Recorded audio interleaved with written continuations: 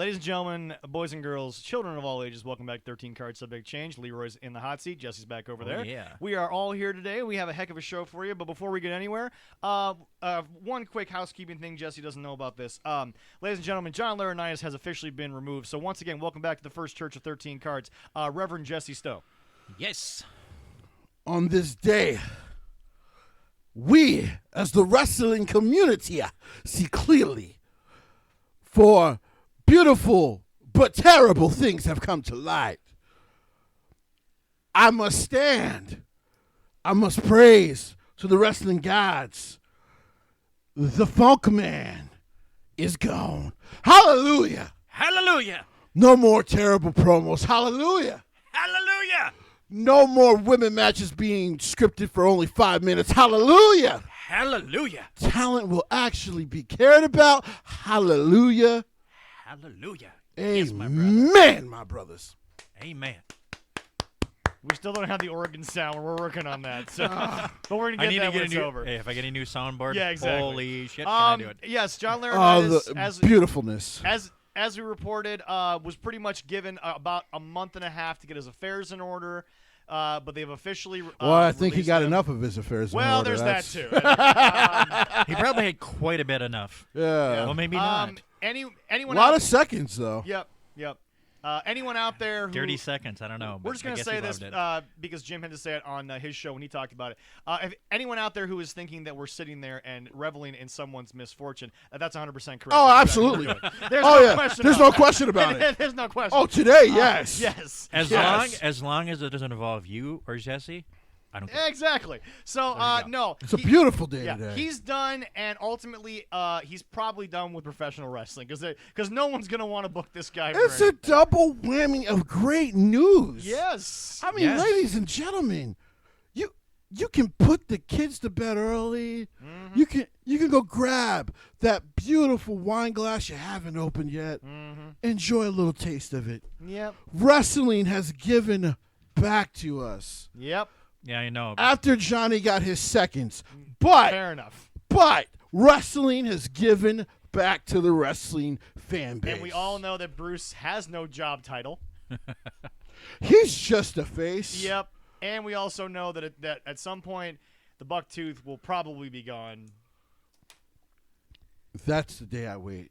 Yes. Yeah, at least now you can savor the wine instead of having to chug half or all the bottle to No. enjoy it. So. Right now, I You take can sip, yes. I take a couple of sips. Yep. I put it down, and then I circle it menacingly, waiting for the bucktooth bitch to go. And as soon as that's done, next thing you know, you're gonna see. I'm gonna be drunk. You're gonna see Jesse with Bad Luck Fale out there. I in the mean, club. listen, me and Foley gonna win the tag team titles drunk Yeah, after that.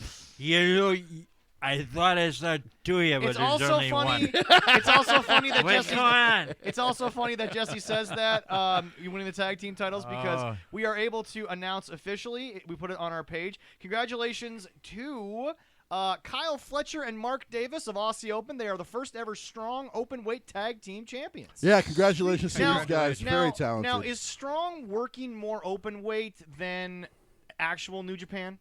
Yes. Okay. Yeah, but they're smart. They kind of figure that's going to get the American and British crowd into them more. No, because when you look at American wrestling, size really hasn't mattered in a long time. No. Um, And in Japanese wrestling, they in the past they have tried to stick with the class weights, of course, with AJ being one of the Yeah, guys there you who is Yeah. an exception, and a Yeah. couple others. But Well, we should congratulate, our buddy Rampage. who Yeah. won the MAW television MAW title. TV title. And Yeah, then, congratulations, Rampage. I saw Funny Bone, our buddy Funny Bone, won a title. What was that one? Do you remember? Oh boy.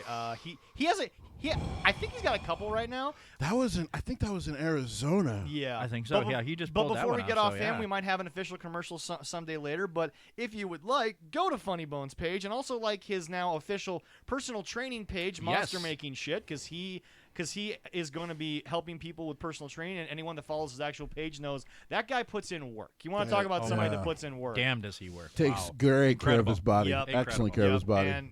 And so we're hoping to get a few people. And again, he will do things remotely as well. He has no problem doing that, according to what he said. Yeah, why But not? Yeah. where we're going today, Leroy, we're just to jump into this. You have some birthdays for us. Yes, I do have some birthdays because, there wasn't too much history, but birthdays are always great. Yep. Today, our good buddy Kofi Kingston is 41. He don't look it. No, he looking He good. don't. He don't look It 41. is crazy, but he debuted in 2003. Yeah, And I get a pick on my friend Nikki. She really likes that dark chocolate. that's fair. That's one of her favorite right now is Kofi. She's like, oh my god. I'll So embarrass he's her. almost been in the business now he's almost been in WWE for almost 20 years Yeah. now. Yeah, he has. That's a long run. All right. Yeah. It's a long And run. then we got Jeff Farmer. Not a lot of people probably remember who he is, but I'll remind you, he played the NWO Sting or the fake Sting Yep. back in there. He is 59 today. All right. Part of some legendary segments, obviously, because a lot of what NWO did right up until they got way overbloated. Yeah, it got out of hand They for are. a moment. I mean, really, WCW highlights are mostly NWO if you really think about it. Oh, yeah, a Especially, lot of 'em. especially from the Attitude Era. Yeah. Right. Yeah. Yeah, fake Sting was probably one of the worst things ever. Well, Well, Shockmaster happened in WCW. well, That no, was worse. you know what? I stand corrected. Shockmaster happened. You're also forgetting at the same time. Mr. America happened in 2002. That was fucking terrible. Well, you're also forgetting about the fact that Jesse. Sorry, YouTube. Whatever. that's all right. Jesse, you're also missing the point that at the end of the day, the entire Attitude Era mid card was also happening around the same time. I mean, there was a porn stars Intercontinental Champion. Yep. 3 Japanese dude tried to chop off his pee-pee. Yep. I mean, the shit was wild. Yeah, Go ahead. yeah. Well, he went on and was successful using that gimmick for another 4 years. Yeah. So, I mean, he did pretty good with that. Yeah, no. And then we have Minnesota's own Robert Lee Backlund, Bob Backlund. It's his birthday today. He's 72. I don't think people, because of I've said this before on the show. Special. The year, I love our Minnesota boy. the there, last man. couple I of love years it. because he's been so good at that funny gimmick. Right. People don't realize how good he actually was. Dude was so scary. He's one of the top 5 WWE champions of all time. Like, they had to keep the title on him for over a year because it wouldn't have been believable for him to lose it. No. Yeah. And one final one. Unfortunately, he's not with us. Mm-hmm. But Thomas Edward Gilbert Jr., other one was Hot Stuff, Eddie Gilbert. Yep. Would be his birthday. It is his birthday today. Unfortunately, I think he would have been 61, 62 today. About so- 61 years old. But it is his birthday. We love you. The hot, only thing hot that stuff. the only thing that I'm going to say about that is Jesse, he could wrestle. Damn you. Could, Also, yes. Saturday would have been, God rest his soul, the birthday of, I think it was Crush, who passed away when he was 43. Yeah. Was Leroy, it Crush? I think- believe so. Yeah. Yeah. Leroy will confirm that, but yeah. So, but hey, folks, Eddie Gilbert could wrestle. Like, I mean, Eddie Gilbert was phenomenal in the ring. he was also really he was probably one of the first eccentric talents I remember being put onto by my dad and his brother. Right, yeah. Showing me some of the old school stuff that Yeah. they watched as kids in New York. So yeah, I'm a big fan of Eddie Gilbert. It was not his birthday. He's born in January, but that is when we unfortunately Oh, we lost him. we on lost the day him yesterday. on the 13th. Yeah. So sad. That happened in 2007. Yep. So A lot of them died too young. Yeah. Well, hey, it's And fucking Terry Bollea is still walking around. I digress. Go ahead, boys. well, he's not walking around too well. His back kind of hurts. I have Fuck come. him. All right, so folks, today we're gonna be trying some new stuff. We have a new segment that we'll get to a little bit later in the show, but right now I'm gonna have a little fun with the boys with a little one-off, gentlemen. Let's do it. Today we're gonna shit. have ourselves a little fun. So, ladies and gentlemen, right now there Don't we is a- have? Don't we always have fun? well, but this is gonna be a little bit different for you two. Or more fun for you than us? This isn't a blind resume. I'm gonna tell you the exact wrestler. It does feel like it, doesn't it? Yeah, sometimes for you it does. Feels like we're Painful. being set up. Well, I you think might we be. are. You might be. So, Damn gentlemen, we El Presidente is getting set up. That's not right. I'm Welcome gonna- to your role, buddy. I am going to tell you the exact wrestler that we're going to be talking about. Okay. Okay. He had a gimmick that was basically dropped by CMLL. Okay. We're going to be talking about the Last Dragon, Mr. Ultimo Ooh, Dragon. Okay. Oh. okay. One of the all-time greats. He really is. The actual original belt Yep. collector. Well, Jesse, it's funny you say we that s- because didn't we see him? you did my segue for me. Today we're going to figure out how many championships do you guys actually know was in that famous photo of him holding all of the belts? The number I think is 26. No. Just the one famous picture, not the total that he was holding. I've seen with the picture with him. Oh, well, I'm trying to. I don't even think I can don't even remember know. all of them. Hold on. He's gonna grab it to make sure I try to get through it. I think he might have the had, all-time famous picture, as you will know, Right. with the blue screen. Right. Yeah. Now, Did he have the Hold on. cruiserweight title from WCW? He did. Yes. he did. That was in there. I Gentlemen, think He that was also a tag champion. Before we go on, I would like everyone to know, because I'm going to get you the official number. Okay. It is, let me find this one more time. Was it 27? Hold on a sec. 1, 2. Okay, so it's one, something like that. Yeah, 2, a lot. 3. It is 11 championships in this one photo. Because, Jesse, he was the Octuple J Crown champion, Right. which was a tournament to basically take 8 championships and put them all on one guy, Leroy. Was it in Holy Japan? crap! I believe it was in This Japan. was in Japan. Yeah. Yes. So, I believe Jushin was the creator of this. Yes. So He probably had a light heavyweight title from New Japan on there. before we move on, you guys have one. He was, because remember, this was from 96 to Yeah. 97. Yep. Yeah. He was huge In WCW. Okay, so one of It was the so great one to of the watch. championships Love that that. is not included in the Octuple J Cup, he did have the WCW World Cruiserweight Championship. Jesse, you are partially correct. He had a 6-man tag team title from War. Okay. Yeah. WAR. Yeah. And there is a title in there, which is obvious because there's 2 around his neck. But which NWA title did he have at the time? Was it the TV title? No. The shit, I U.S. thought it- title. Nope. It wasn't the U.S. I thought it was a TV He title. was the NWA World Middleweight Champion. Okay, there we go. Okay. So now we have to get into, can you guys name the 8 belts that were in the Octuple J Cup? Okay. The What was it? What was it mean? Is it New? AP? Was it the APJW? Fuck. So you would be better at knowing these Yeah, belts than I 'cause a would. couple- Jesse was correct. He was the Leroy, I believe this was you. Okay. Okay, in the championship Yeah. was the WWF Light Heavyweight Championship. That title is in the J Cup belts. So that's 4 belts. I need 7 more. Because a couple of them are AJ, and one of them might be New Japan. Yep. I'm figuring he won like a light heavyweight. Was he the New junior Japan. champion at the time? Junior heavyweight title is Junior. in there. I would think so. I yeah. think AJPW. I can't remember the name of the frickin' championship. A lot of them were from the NWA. Oh, were they? Okay. Really? Yep.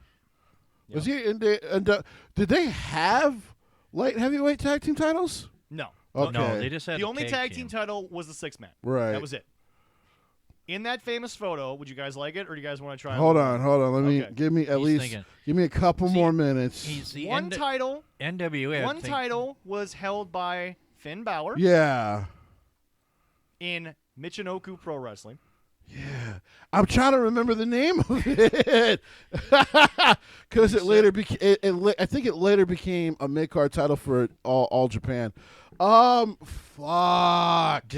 He said he had some NWA ones? You go ahead. Go ahead. Name them. Go Yeah, ahead. you guys name ready? 'em. I Yeah, think- go Okay, ahead. so Did he have, Jushin Thunder Liger? Did he have Intercontinental? Did they No. have any? No, I No. don't think they So, did. Yeah. so the titles that are US not That wasn't until Yeah. like 2000. so That's the, an- okay, so all the right, titles that were not a part of the J Cup Championship. Okay.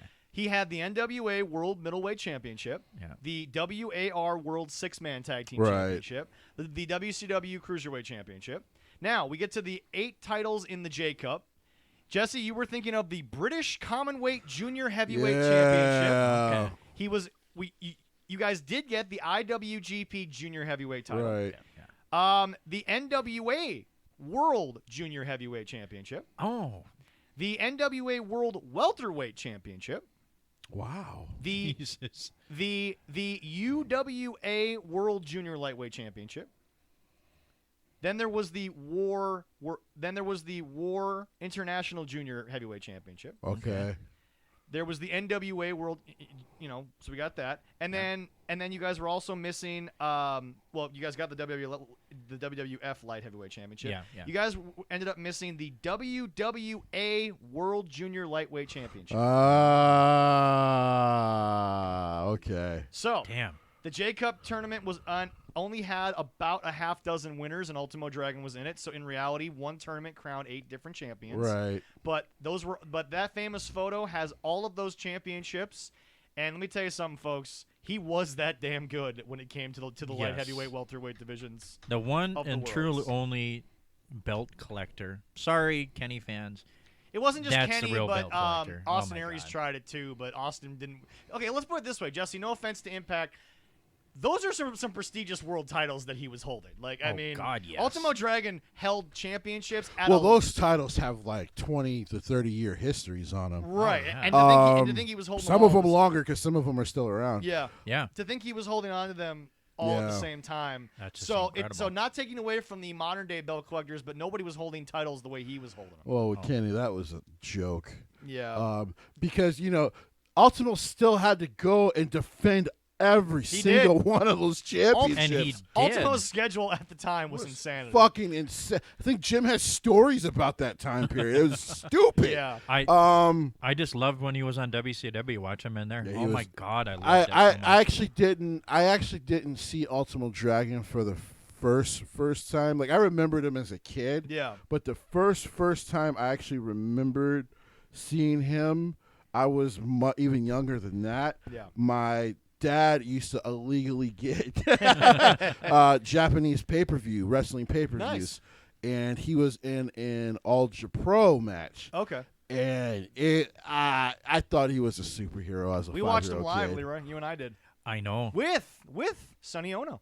I know. Sonny was there as well. And We could have been those weirdo fans that, after the match when they weren't charging and they were just in the parking lot, could have asked for a quick photo, but we just said thank you, sir, and walked away because he had just gone through a match with and with you like can say 3 other guys. we kind of had lunch with him, but we were at one table and he was about 2 tables Yeah. over.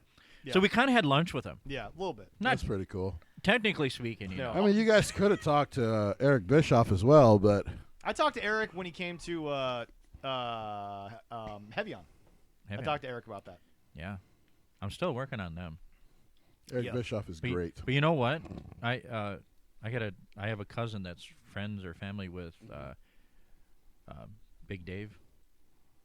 Yeah, we got to make Heavy. that happen. Yeah. I know. So- I gotta send my personal. Anyway, message we can do. have some stuff coming up here. We have to get into the world of virtually everything, but we're gonna go right to Jesse. You've kind of watched it. I watched it myself. Jesse, on Friday night there were 3 wrestling shows. Sorry, there were 2.5 wrestling shows. Of course, I just count 2. Of course, SmackDown had their biggest number in 2 years. Yes, they damn near have. 2.5 million people tuned I saw in. over 2 and million. Roman wasn't there. Right. That was a good show. And it was a good mix of wrestling versus, talking, which, Triple H knows you have to create Right, stars. right. And, ladies and gentlemen, let me tell you something. Rampage, we don't talk about it. But Impact decided to run themselves a pay-per-view around the same time, but it was still a great show to go back and watch. Yeah, And, I had to catch it the next day. Although we all were hoping and praying as longtime fans of his, Jesse, I get why Alex Shelley lost because Josh Alexander is just so Josh damn Alexander is good. that fucking guy right now. Before we get to that, Leroy, what was the full card, please? The full card. Yep. Oh my God. Well, we had a couple pre-ones. Yep. Brian Myers, the champion, defeated. Oh, Jesse, help him out. Probably a name that Jesse needs to look at. Let me see. Get the that name. top one there. Yep, very top one. I'm not sure how to pronounce that correctly. So it's Brian Myers versus Fundir Gujar. Okay. Okay, Fundir Gujar. Okay. And that was for the digital media? That was for Yeah. digital media. Yep. That championship, oddly enough, not the joke that I think a lot of people thought it was going to be. I think a lot of people who knew Impact and didn't just make a joke of Impact, because Impact has not been a joke in probably 5 years. Okay. You had a feeling they were trying to do something real cool. Minus the heavyweight division when Kenny was the champion. But they were, and that once again trying to do something cool. Yeah. But they needed cooperation, which they didn't get. Well, I was my girl had it for a The only bit. person Kenny's ever cooperated with and I can't believe that I'm saying this, folks, but if you've never tuned into our show, I am not lying when I say this. The only people that Kenny's ever cooperated with are an old dude called the Jackal, a 9-year-old girl, and a sex doll. Yeah. I'm not wrong about anything I just said. Unfortunately not. I'm not wrong about anything I just said. That's Unfortunately not. That is. But true. yeah, the Digital Media Championship has allowed them to build new young stars. Yeah. So Yeah. the X division has kind of become their workhorse. Yeah. So their Intercontinental I also Championship. give them credit for coming up with their own name. That it's not one of those things where like they're not going to add a weight limit to it. They're not going to try to say this is the Impact United States. Like Hell, the Digital Media one didn't even have a gender thing. So yeah, exactly. So Which is so, awesome. So Yeah. I give them credit because I know right now, especially in Jacksonville, they're trying to create a bunch of titles.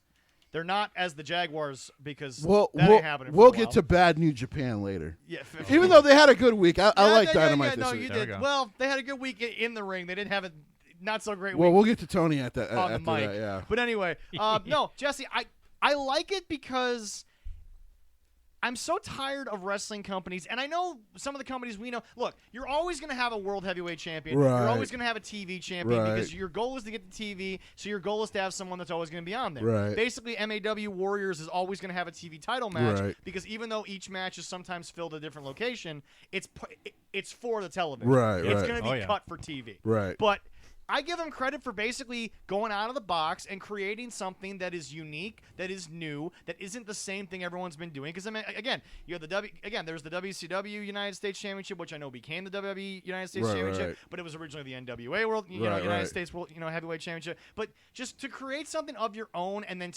Jesse, it seems like to me, not that Scott isn't in charge, but it seems like Scott's letting that title be very free range in what Yeah. people do with it. Yeah. Those segments seem very free flowing. And a lot of it is, let's find a way to integrate ourselves back into a wider wrestling community. That's why it has such a hardcore following right now. Yeah. Is that people can look at Impact and go, dude, they've been doing great work and they've been putting in the work for wrestling fans to really get behind them again because of what happened with Dixie Carter and Hulk And the Hogan sad part and about it Vince is Russo. that, okay, yes, you may not be able to see it live, folks, but you're seeing a lot of things on, quote, tape delay these days in wrestling. So I'm sitting here saying to myself, Jesse says all the time, they put matches up on YouTube all the time. They really do. Oh, yeah. And you don't even have to pay for the subscription. They'll no, put free matches up all they'll the time. put free matches up a lot. So yeah, they're doing really good work. This was a fun match. This was a good match.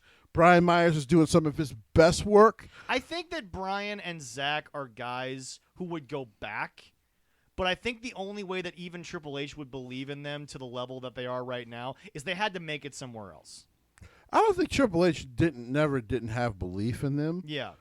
because I just want to remind people there is an old photo where Zack Ryder is a former Intercontinental Champion. Yeah.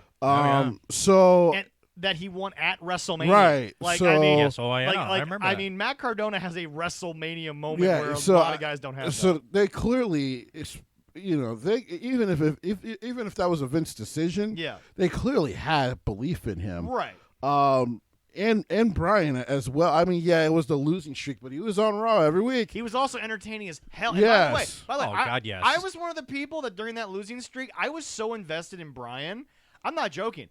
I watched Main Event every week, and I was like, this is just entertaining shit. He's just good. It was just one of those things. People were like, man, maybe he'll get the win this week finally. So yeah, by the way, I think he did finally get it. I can't remember against who, but I think he got on Raw. If I yeah. Yeah, it was So- on Raw when he yeah. got his first win. So yeah, he's been doing great work. And Gujar is a good young up and comer. Only I think 27. Really? Okay. So yeah, the future is very, very bright in Because Impact. Konosuke is going back to Japan, according to his. Yes, Takashita is heading back or- to or Japan. what's his actual name? I know. Konosuke Takashita. Is it Takashita? Yeah. Because everyone keeps going with like Takashita and yeah. yeah, so it's Takashita. it's Konosuke Takashita. Okay. Yeah. I showed the better half that his name, and she Yeah. looked at it and she started laughing. Well, that's I just said how. it's not how It's not Takashita. No. it's not what it's and I said it for her. She's like, "That's not the way it works." You look, Yeah. you read it. Jim it's Cornette so makes the different. joke all the time. I just kind of roll my eyes. And the but sad part is that Jim liked him. he until- does like him. Well, no. Oh, yeah. Well, no. Jim liked him up until somebody sent him his DD Pro stuff. Oh, His DDT Pro stuff. it's a different culture. I know. keep having to tell you, old heads, not you, Leroy, Oh, but yeah, we know. yeah, like it's a different world over there, baby. So if they can come over here and perform, that's what should You want to matter talk about to the you. Wild West of wrestling? Woo! It's in Japan, America. Japanese wrestling is insane. Yeah. It But is. anyway, go ahead. All right, next up. Now, hold on. Before we go. Is he going to New Japan or is he going back to All Japan? No one knows which company he's going to. We just know he's going home. Okay. Yeah. Do you think Gato would make a run for the kid? Because Yes. he had that Western Yes. exposure? Okay. But to give Tony credit, the price will be high because I think Tony actually has already sent him an offer as well. So. I'm surprised MAW got him before they left. Nothing against Dave and the guys down there, but, like, you talk about grabbing someone while they were hot. Dave is brilliant, though. Yeah. Gotta have him on the show before the Women of next bit. Nations Yeah. comes yeah, Yeah. we'll definitely talk to him. Get All him right, on but here. yeah, go ahead, Leroy. With the second Pre-show. match was for the Impact's Tag Team Championship. Chelsea Green and Deanna Praze defeated the champions, Rosemary and Tyra I love Velvet. Sean Ross Sapp because he made the joke. He was like, "It took 3 years in a totally different company, but it happened." So for people who forget, they were actually originally supposed to be the first NXT Women's Tag Team They Champions, were, yeah. but they were cut Yeah. before they were actually able to be in the tournament, which apparently pissed Triple H off. Chris Van Fleet and Sean Ross Sapp. Folks, if you want real wrestling reporting, go to those two. They're great. They're so great right Because now. don't get me started on ringside news. That dude's We're not a going to talk creeper. about those guys. But yeah, Ugh. I brilliant match. All four women are absolutely brilliant. Yes. Yeah. And Deanna Purrazzo is having a renaissance. I mean, I think everyone knew. Like, even Triple H admitted he dropped the ball. But I said I don't know this gal when she got cut why she was being pushed to the moon by everybody else. I get it now. Yeah. But at the She's time, brilliant. folks, our opinions change when we're presented with new newer information. At the time, Jesse, even you admitted she didn't have the resume she does now. Well, no, but She like I was said, not- I had gotten a chance to see her on the independent scene, Right. So I knew how brilliant she was, Right. But Right. yeah, I mean, Chelsea Green has been a revelation. Well, Chelsea's been great. I love Chelsea. Like things didn't work out in WWE, but she clearly learned a lot from Well, that being was in an that locker injury room. issue. Right, but but all I'm saying is she Yeah. clearly 'Cause- learned a 'cause lot honestly, being in that locker room. There we go. I think she doesn't get hurt. By the way, best wishes to Chris Statlander. Her match with Sierra. No one's fault. Simple non-contact injury. Leg landed wrong. Still have an issue with her doing leg day afterwards because I'm sure the doctor was like, "That's not a good idea," because it was not only a torn ACL, it was a torn meniscus. Yeah. So basically, Chris Statlander, you and Zach Wilson can have some fun for the next couple of weeks. Fuck you, next match. Jeez. Yeah, Wow. but he'll be back, and we'll vie for the playoffs. You need to find you some loving or something. I'm gonna hurt this guy for bringing that up. Next match. All won't look, but here's how well. Don't hurt him. Hold on. Allison Hold will on. kill Hold you. on. Here's Yes. how well. I'm gonna call his wife. Yeah, I know. I'd be like, beat his ass for me. Here's how much I love Jesse, though, and here's how much I know Jesse. If we get beat by the Jets this year, Jesse will just be talking shit for a whole week. The week we cannot make the playoffs, and I still got one. But yeah. Well, that shit ain't gonna happen anyway. Your team, December 4th. your team sucks. December 4th, we will find out next match. If Jesse and I have to be, we will miss the show only because we'll be in the cheapest of seats. If we Oh, have to be. actually, I'm going to the game. We'll talk about it after the show, Sweet. boys. Okay, go ahead. All right. Next one. The X Division Championship. Mike Bailey gets a win over Jack Evans by pinfall. Mike Bailey was a surprise win, but boy, if he ain't put on some good matches since, if he ain't been great for that division. How does Tony Khan Have this guy. have the former Hybrid 2 and do nothing with them for 2 years? Yeah. I'm still flabbergasted at this. He's brain dead. He can't be brain dead because cocaine doesn't kill your brain. Oh, I'm about to say it actually doesn't kill the brain. No. It kills something else though. a lot. That's why he spent so much time booking. Probably Anyway. because I never see him with a woman But or a guy for that Yeah, well, matter. you Just know. nobody. yeah. But yeah, no. Jack Evans. People forget how great he is. Like if you've never seen him in Lucha Underground, Right. you would forget why there was so much and that hype was the around interesting Jack part Evans. that Vampiro talked about on commentary in Lucha Underground. When Jack was going out there sort of bitching about why is everybody giving credit to these current luchadors but not me, Vampiro was right. 12 years before Lucha Underground, Jack Evans was in Canada and in Mexico doing a lot of this Yes, he shit was. way Oh, yeah. beforehand. Yes, he was. And, part of why Jack looks as old as he does is because he has had a lot of really nasty injuries. But when Jack's on, Jack's on. And he's been wrestling since he was 16. Right. So he's been doing this for a long, long Yeah, time. but when Jack's on, Jack is amazing. Jack's Yeah, Jack's there phenomenal. we go.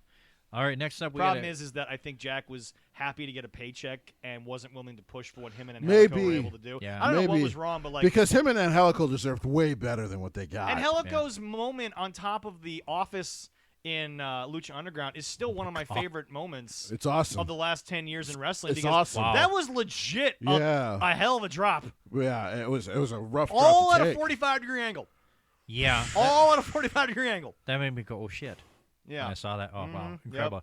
All right, next up we got a tag team match, and we got Violent by Design defeated Chris Sabin and Kushida. When I see everything come to light, Kushida's staying in Japan, we know that. Right. But again, as I said, Kushida finally got what he wanted. Gato is going to present him as a main eventer. He's going to present him as a heavyweight. That's going to be great. I'm happy for him. But when Eric Young comes up to when he's finally done with like Impact tapings, Triple H might be calling him, and we're going to get to that in a little bit about that, but Triple H might be calling Eric and say, let's try this again. Nikki's not doing anything. No. Clearly not doing anything. She's clearly not doing No. shit right now.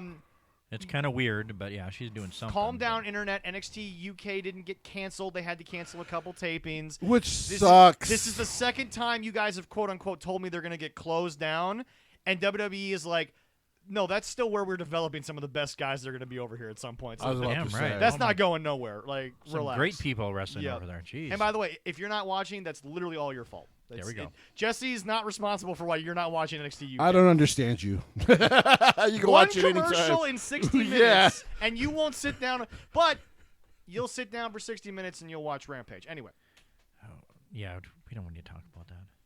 All right. they next don't talk up- about it. So There was 5 talking. Sorry, next match. Sorry. All right, Sorry. yeah, we'll talk about that soon. Mm-hmm. All right, we got a single match there. Bandito defeated Ray Horace. Am I Ray right? Horace is a Horace, good young okay. guy. Every time I see him, he impresses me. But having Bandito back, the match we missed out on between him and Jonathan Gresham Yeah. at the last official Ring of Honor pay-per-view, what that could have been. But man, Bandito's good. Chris Bandito, man. And by the way, fuck you because you got to see it in Ring of Honor. I still I'll have bring you not- that DVD. I'll bring you I that know, DVD. I know. I don't know why I didn't go to that show. Maybe I had to work or something. I don't know, but Anthony was actually at that show. oh, was he? Anthony, and then we've had Billy on the show. Billy was there too. But Ah. Anthony and Billy, I literally called those dudes up and was just like, "You guys want to go to Hopkins for the hell of it?" Yeah, there was Because it was only like $20. that shit was crazy, and I'm like, All right. I want to go. I can't even remember why I didn't go. Yeah. Chris Bandito is probably the best Mexican import since Rey Mysterio. Like, he is awe-inspiring, man. Like, I've never seen anyone so smooth Yeah. in a ring. By the way, he doesn't speak English. Nope. I mean, he's a little bit better now, I've heard, but he never cuts a promo. He just goes out there and wrestles, and you're awe-inspired. I love Chris Bandito, man. I mean, you said everything that needs to be said about Ray Harness.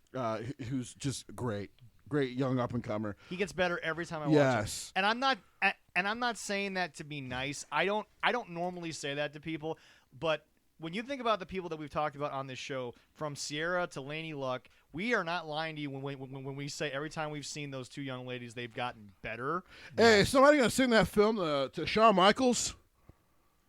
Sean's going to come up here in a little bit because we heard some very interesting news. Because come out of we there, got to but- get that Laney Luck footage to Shawn Michaels Yeah. because I need to see her Tweet him. in that NXT Women's Division. Please use him. our official I'm going Twitter to. to Tweet send him. that footage. Oh my God! Mhm. I think we're following WWE, so you can tweet No, them official, or just no. or just tweet Shawn No, Michaels just, directly? no, just DM it to Sean. Be like, you need to see Right. this gal. Sean, watch this. Yeah. This sells. Yep. Send this to Stephanie and Nick. They'll be like, oh, kids love her. Yep. This is easy. Send it to his boy H. You know. Yeah. Well, he's very busy with the main roster. I'll send it to Sean. We'll talk about that in a little Well, bit. no, because- he can because a lot of have stuff Sean happened. watch it and Right, say, right, hey, right. All right, get him. but go ahead. But no, seriously, great match. Like you said, Bandito is just phenomenal.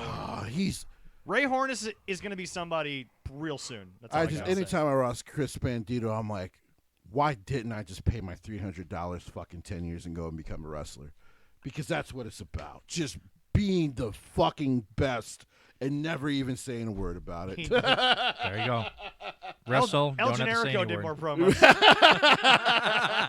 And now he's in Mexico. And now he's in Mexico. Yeah. Oh, yeah. All right, You next want to up. talk about us not believing in kayfabe? We'll do that. Right. I will Damn die right. on that hill. Oh, yes. I will die on that hill. All right, next up was a no DQ match with Sami Callihan defeating Steve Macklin. This is how you do no DQ. Sammy Sami makes Callihan is just the Sammy guy. Sammy Oh my God, yes. Sammy doesn't overdo no DQ, which is weird that I'm saying that about Sammy I Callihan. know. But when you've seen what no DQ has become on Dynamite, which is literally every week. Just about. By the way, folks, this show is now apparently. Hold on a sec. Wait, what's our timestamp? We're just like 36 minutes Okay, in. cool. John Moxley has already bled 4 times. That is true. Oh, we'll get to Moxley. Yeah, we'll get all that, right, yeah. all right. But no, He was no. in our backyard, man. Yeah, no. Sammy. I'm sure he was in the backyard, all right. Oh yeah. Fucking bleeding all over it. Yeah, no. Sammy. Sammy is the guy who gets what ECW actually was. Right. Which is there might be a bunch of weapons, but he knows how to get the crowd into it. Because I hate to say it, the AEW crowd is starting to become so numb to what they do. They're mad. See, WWE fans, chanting for tables, that's fine, but the wrestlers aren't going to give you the table every time. Right. They literally give you the table every week now in AEW. And I'm sorry, fans, I watch you, you're bored of it. Oh, You're yeah. getting bored of it. But Yeah. no, Sammy's great. Love it. If you just let Sammy be Sammy Callihan. The best thing that ever happened to Steve Macklin was getting away from the dude that he was supposed to be in a faction with in Yeah. WWE, because then you remember, oh yeah, this used to be Buddy Matthews' tag partner. Yeah. These guys were really fucking good together.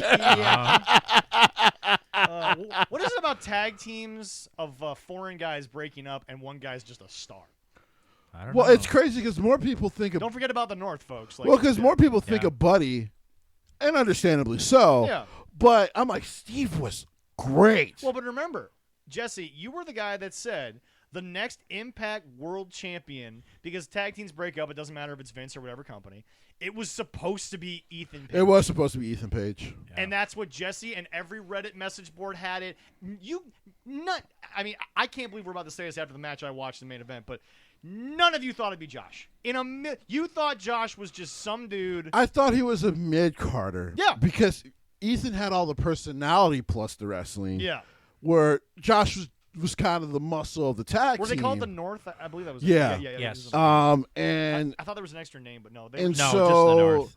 and so when they broke up and then Ethan signed with AEW, at first I was like, okay, well this is the first guy that Tony has a chance to make a star. We'll get to that later. Yep. But it was Triple H might do more with Ethan Page than. but it was Josh who took the hell off. Yeah. And I think the smart thing that their booking did was they were like, we're just going to play off of your personality because you're just a likable guy Yeah. who can get it done in the He ring. might be the most likable guy in wrestling. And so when they started to incorporate his family and stuff, but I hate to say this. I hate to say this, and we haven't even gotten to his match yet, but I do believe he is the Chris Benoit we all wanted before the tragedy. That's fair. Okay. That's who he is. Yeah, but I like You've that. compared I those like two that together sound, yeah. a couple of Yeah. times, and I definitely see it. But no, I mean, we need to make it clear. This is not like if there's ever a moment in his life, Jesse has to be like, I was wrong. I'm happy to be wrong. That's the about. That's the guy. Yeah, happy. That's the guy. Where'd your cap go? Somewhere. I'll let you read the next. All right. All right, yeah. Go Next one is the no DKO 10-man tag team match. There was a stipulation with this. I got to get this out for. Yeah, please do. It's all right. If Honor No More win, they receive a Impact World Tag Team Championship. If the Bullet Club won, Honor No More must permanently disband. Okay. All right. Yeah. And with that, I love how Honor- even Scott D'Amore is just laughing at wrestling fans being like, "Yeah, I can't break up Bullet Club because nobody can break up Bullet Club." There That's you go. like good luck with that. but Honor No He More does it on it. did get the win, so they are Well, not only going that, anywhere. But Jesse, no matter where they go, they're Bullet Club for life. Like And they just- they defeated the Bullet Club. Yep. They ended up in fucking WWE, and they called them the Club Yep. twice. Yep. Except when it was Finn Balor, they called them Balor Club. Yep. There we go. Even fucking Vince knew. He's like, I gotta keep it. Go ahead and finish the results. Well, yeah, Honor No More did get the win over Bullet Club there, so they are staying together, and Yep. they get a Impact World Tag Team Championship match there. Yep. So What are I we love doing it. with PCO though? That is a very good question. This is my only thing against Scott right now. PCO is one of the most entertaining performers on the planet. Get him the hell out this group. Not only that, but get him out of that group, put him back with Danhausen. Something. That was fun. That was great. When they were together, that was that just was great. fun. Ugh. I mean, now they did have him with Eric Redbeard, and we'll get to that later. But Yeah, boy, you know, maybe if you'd actually that guy's totally on a handshake deal. Maybe if you'd actually promoted Uh-huh. that you might have actually popped $1 million, but we'll get to that in a little bit. All right. I liked the match, Yep. but I saw PCO again. And by the way, unfortunately, Matt Taven, man, your haters, they get louder and louder because I remember when he was Ring of Honor champion, Yeah. and people were like, "Fucking why?" Yep. Because people hated Matt Taven that yeah, much. Yeah. And you being in this group only reinvigorates that. Yeah. Um, Not helping. I'm okay with the result. Mm-hmm. They're not going to win the tag titles. No. But get PCO out there. You can do so much more with PCO. You than can. this. Even at his age, the guy can Right. still go. The guy is still entertaining. Yeah. And I mean, good luck to Matt Taven. That's all I got to say. But Yeah. you know what? Nice of Bullet Club to pull somebody over. Yeah. There you Yeah. go, yeah. Yeah. I mean, usually in other companies they don't like to do that. Especially in Mexico. That's right. Jeff Jarrett was in Bullet Club. Oh, yeah. It didn't happen. Yes, it did. Yes, it did. Yes, it did. Oh my God. Hey, Jeff Jarrett likes black and white. Apparently, He likes a lot of things, yeah. Yeah, that's true. including other people's wives. All right. Next. Oh, Not here to damn. talk about personal just yet. Tony's not on the show yet. Shot fired. Ugh. All right, next one up for the Impact Knockout Champion, my girl, Jordan Grace, beat Mia Yim. What a I was great happy. match, though. You know, Mia is someone I'd really like to just kind and of her deal is almost up. pretty much, yeah. Yeah. HBIC. Hey, I said it last week. HBIC might be coming back. I know she said a lot of terrible things on her way out, but that was about Vince. Yep. Uh-huh. That had nothing to do with her time in NXT. Yep. So, She was great in NXT. because she Oh, was yes. she was protected in NXT. Yep. And then of course they decided to put makeup on her, put a really terrible mask on her, and put her a part of a group that really felt like it was taking shots at things in the moment. But Yep. good old Vince can't. Yeah, good old Vinny. Good old Vinny. God bless you, Good brother. old Vinny. But great match. Of course, the right person won, especially since I'm pretty sure she was on a short-term deal. Yeah. It will be interesting to two parts of what happens next. One, where Mia Yim goes. Yes. Yep. Because Oh, yeah. there's no way she hasn't looked at the women's division in AEW and went like, no, thank you. No. oddly enough, based on the match that she recently had and then she broke her nose, oddly enough, Brian Last has stuck up for Jamie Hayter. Oddly enough, on the show, he told Jim, go watch Jamie Hayter. Well, she's a good wrestler. She might be one of the best women in the business right now. Well, she was in progress though, so I'll stick up for Jamie Hayter any Yeah. day. But because progress does not raise bad wrestlers. Yeah. I've never seen one. You might be badly booked when you leave progress. Yeah. But that wasn't. Yeah. I And also I also love the Progress commentators. Those guys are great. I miss them. Those guys are so They good. were so great. Now, as far They as didn't give a shit. that's the best part of British wrestling, baby. They do not give a fuck, which is why most of the pay-per-views you had to just buy low key for like $30. Yeah. Seriously, they could because BT Sports wouldn't put it on. Nope. Yeah, the Knockouts Championship is going to be interesting for Jordan Grace on two fronts. 'Kay. One, there's not a legitimate contender right now. Right. Now that they've had a couple injuries for a couple of women who can't really challenge right now. Yeah. Especially making now Deanna's announcing not she's really going to retire. Built right now to go back to the championship. Right now, Right. she's I mean, not. they could of course always do Rosemary again, but that's you doing a fallback. Yeah. And I love Havoc, but they haven't built Havoc up enough. Yeah. Jessica Havoc for those. And you're speaking especially on the way Scott likes to do things, which is very Right, it's almost a traditional way, which is why I'm shocked Cornette doesn't watch Impact. It's a very traditional way of booking. He's a lot like AJ. It is, There are too many memories of dealing with. To be fair to them, might be, yes. they were there. It's the worst times. I'm shocked anyone that was there during the Dixie Carter era even wants to walk in the building. Because Scott is doing a wonderful job there. But yeah, I do. They're gonna have to build some women because I think Tasha Steelz got hurt, and then they really haven't built any woman. And now Madison is in AEW full time And as that's a an coach. exclusive contract, Right? Yep. So it's gonna be interesting to see what they do. What bothers me about her in AEW, though, and I know we'll get to them, but I just want to make this statement clear. Well, once you've brought up her name, she could go in there. And I'm not saying in the ring she's a Serena Deeb, but she could be like a Serena Deeb-like character. She's that good in the ring. I mean, she could, but they already beat her, and we'll get to that later. Yeah, but. anyway. All right, next match. This is the next match and the last match of the night where we had our good old Impact World Champion Josh Alexander defeat Alex Shelley by pinfall. The promo before, folks, Alex Shelley carried the promo. No offense to Josh. Josh isn't a big promo guy. No, he's not. But, folks, if there was a guy in wrestling that, like Bandito, like if Bandito and Josh Alexander ever have a thing together, you ain't going to hear a lot of talking, but you going to get some banger of some matches. Right. This match was the best of Alex Shelley to not only prove he's probably one of the most underrated guys ever, Well, for sure.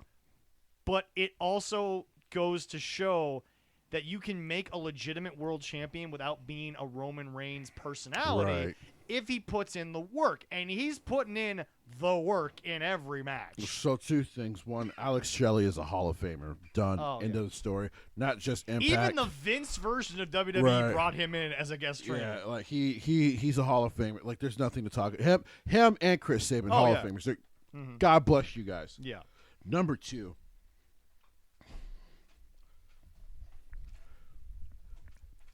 Bret Hart, I don't want to hear about you no more.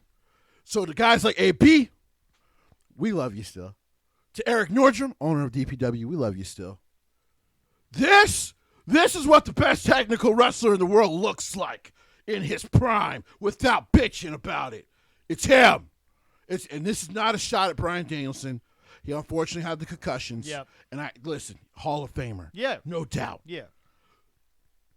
Josh is on a playing field by himself. I'm almost to the point where we should get WWE to call Impact and be like, so how much do we have to pay to get Josh against Brock? We're gonna put your champion against Brock and see if Brock wants to work with him and put him over. And let's let these two go for like 25 minutes. Holy shit! You know what? Let's put our guy against your guy. Let's do Josh. Let's do Josh and AJ. Since AJ's time is starting to wind down a little bit. You want that match. I want that match. You want that match. Josh is special, dude. Oh my God. Can you imagine if he was actually gifted any real personality trait? If forget all that. If Impact could get on TV where they could get more viewers than what they get, yeah. Holy shit. People would be like, Roman who? Yeah. Josh. Moxley, who? Well, we'll talk about that in a little bit. CM Punk, who? That's the best world champion I've ever seen. You know, I actually had a little bit of a revelation because after our rant that got some people talking to us about Mr. Phillip Brooks, Jesse, Phil was never this good, and I'm just going to leave that statement there. He was never that good, even when he was. Because the truth is, every version of CM Punk, we all know that he's a bitchy little asshole. But sure. every version is technically the same. He's always been a good wrestler, right. But he's never really. And again, this isn't the joke that like Gene makes in the lounge all the time. Well, Austin never learned how to do a flip. No, CM Punk never learned how to do anything other than what CM Punk knew how to do in a match. But Josh, like this is what people think CM Punk's whole career was, right? Wrestling wise. No, Josh really is the better version of Chris Benoit that we did. Fuck it. I hate to do this. I'm going to probably take some heat from my man here, El Presidente on the right. It's not everything that Chris Benoit should have been. It's everything Dynamite Kid should have been, is what Josh Alexander is. Yeah. Like, that's how great he is right now, even without the personality. Yeah. If he had the personality, I'd be like, dude, how are you not paying Impact to have him on your show today? Yeah. Yeah. It's something. Don't let me start a wrestling company and get me $1 billion. Hey, Josh, I don't even know why I'm doing it, but I'm giving you $80 million. You're going to win the match. I don't even care. I want to get you in front of 30,000 people on pay-per-view. And you know what? You would just do it in Canada so there'd be no. No, fuck it. I'll do it in Minnesota. I ain't got to do it in Canada. We should worry about the visas. Is all we got to worry about. We'll pay for it. Yeah. This is America, baby. We do dirty business all the time. That's not a problem. Hey, exactly. But, man, Everybody thinks we're half Canada anyways. Yeah, that's Minnesota. We're only like 5 hours away. That's about it. That's about it. So here's the thing. I'm watching this match. It's a great match. Great storytelling.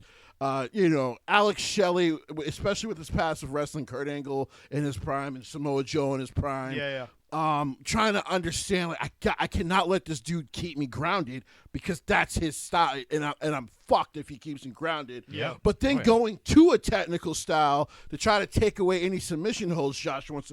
I was just enthralled in this thing. People don't realize how good Alex and Kushida were together. You remember those matches? Yeah. You watched those matches a lot when they were the time splitters. Well, because even back then, when you were watching those matches, you were like, it doesn't make sense Kushida isn't in the main event scene of New Japan.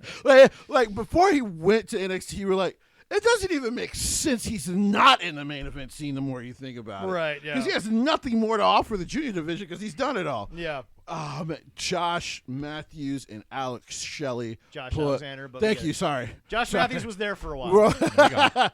Former commentator with them, Yep. sorry. Yes. But yeah, Josh Alexander and Alex Shelley put on an absolute classic. Go find it and watch it. It was good. It was so good to watch. Man. Well, to stay with Impact for a second, reports are coming out from a lot of credible people. Jesse, I think Mickey might be done. Yeah, so I kind of alluded to this earlier. So she put out a tweet. Looks like, and by the way, I actually retweeted it with our 13 card subject to change on Twitter. It looks like probably before the snow hits around here, basically by the end of the year, it'll be it for her. It looks like she does have a couple of more appearances and matches. There was some debate in the lounge. Some people, no names will be given, were like, "How is she a legend in women's wrestling?" And I'm just sitting here like, I'm count the ways. Number one, because if not for her, by the way, coming from the indie scene, those women would have never realized, oh, yeah, we want to be wrestlers. The fuck are we letting you just put us in bra and panties matches for all the time? Number two, she elevated that division so well that they were able to go get a Beth Phoenix for all of us to revel in her greatness. And number three, because she's Mickey motherfucking James, bitch. That's why she deserves to go to the Hall. You can fight me on that. I'll help you fight. Oh, what? I don't know who these jabronis are, but Mickey James is to me is a 3-time Hall of Famer. It's in the lounge, so you can go find it. Oh, I'm gonna find it. WWE, Yep. Impact, TNA and Impact, Yep. and Stardom. Yeah. And that's just her wrestling career. Don't even get me started on what she did as an ambassador to the game. Well, and Oh, yeah. and the thing we have to understand is that, I mean, God bless the man, Nick Aldis, when we spoke to him. First of all, again, thank you, Nick, for that wonderful Go check it out on our YouTube, guys. interview. I mean, long day. And I love having that Yeah, thing yeah. hanging right there. He already had a very long day of signing and all that kind of Right, stuff. But he was right. totally cool with it. Right. Giving us that 10 minutes. I think I actually went under 10 minutes, or maybe a little over, and he didn't seem to care. But when he spoke about Mickey, I mean, like, that alone coming from her husband is like, Mickey James truly never hated what she had to do in her career. No, she didn't. She never got angry. No. I'm sure she got frustrated. Right. But she never takes the Divas era and spits on it. No. Now, the Bellas kind of give it a rough look because of what their version of wrestling was.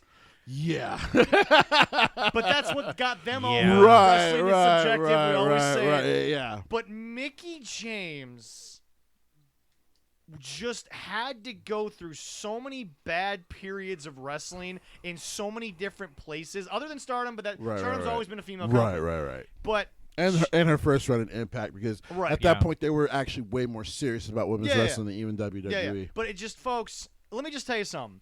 If that gal was 20 years younger, you put her in the ring with anyone that is currently on WWE's women's Ooh. roster, you would get some classics. Yeah. It's not her fault that the era that it's exactly like Trish and Beth. Wrong era. They were too good for the era they were in because you never got to see it. Same thing for Miss Gail Kim Yeah. Irvine, who of course is one of the big head honchos now at Impact. Yep. Just wrong era. As great as she was, it was just the wrong Which is era. good for her because her husband's on the road for a little while. Right, they right. do a couple months of taping. He Right. goes and does a couple months of Right. taping, and then they both go home to Florida. Right. She was on actually an episode of Restaurant Impossible. Oh, was she? During I think it was during COVID, they rewatched the very first episode together Oh. at home, and it was really unique to see Robert and her just be together. And obviously, Robert met her on Dinner Impossible Right, when he right. worked with WWE Right. the one time. So, but yeah, no, like Gail just films for about 3-4 months. Everyone goes on vacation. Robert comes off the road, and they're able to stay at home. Right. I mean, Way to she do it. also unfortunately and awesome Kong as well. Yeah. Just the wrong era. I Yeah. mean, they were women I don't ahead care of what their time. anyone wants to tell me. Give Vince all the crap you want. No company anywhere except for Stardom was featuring women's wrestling. And TNA by the time 2010 rolled around. Right. Yeah. But again, that ruthless aggression era Right. of women, there was no company anywhere with real TV that was doing anything with anybody. Right. And sadly, Vince Russo. Okay, the women that were in it were great, but the way they were presented, Vince Russo has to take some responsibility for the beautiful people. Oh, Because- absolutely, he Yeah. does. Because how the hell are you so stupid that you go from Awesome Kong and Gail Kim to the beautiful people? I'm sorry, the visual did not make sense. You went from No. two of the best in-ring competitors in their prime, beating the holy hell out of each other. Realistically, mind you. This was not Nyla Rose taking bumps for Riho. This was not. Somebody compared those two. Somebody did. compared Gail Kim and Awesome Kong to Riho versus Nyla Rose, and I was like, leave. I will not cancel you from the chat. You must leave yourself. We Ain't having that is discussion. So true. And no offense to Nyla. I think that was the first time I actually agree with Jim, where I was just like, that shit looked horrible. I'm like, why is she taking actual bumps from Riho? Yeah, but anyway, no, it's just, guys, Vince just once again had the more television, but nobody featured women the way that they're featured right now. And don't tell me that anybody did. And besides, New Japan is just now in the 2020s coming around to putting women on their shows. Once again, welcome to the Japanese culture. It's a man. Japanese culture thing. I'm Yep, not it's saying I agree 100%. with it, but it's kind of what they Yep. do. Yep. Well, there's a lot of cultures that are a little behind. Yeah, Us in especially the that US, All right. so. But no, all the love to Mickey. Unbelievable.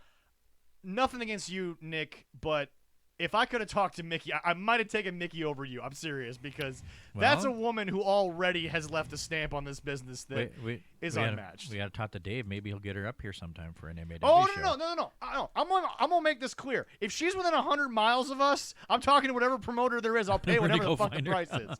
We will do that fucking interview. She's a Hall of Famer, man. We will do that interview. I don't give a damn what anybody She's says. a Hall of Famer God. at least 6 times You know, over. It's ridiculous. And we'd have to get a stand for my phone or something. I bet. Yeah. Because I would not be able to hold it straight.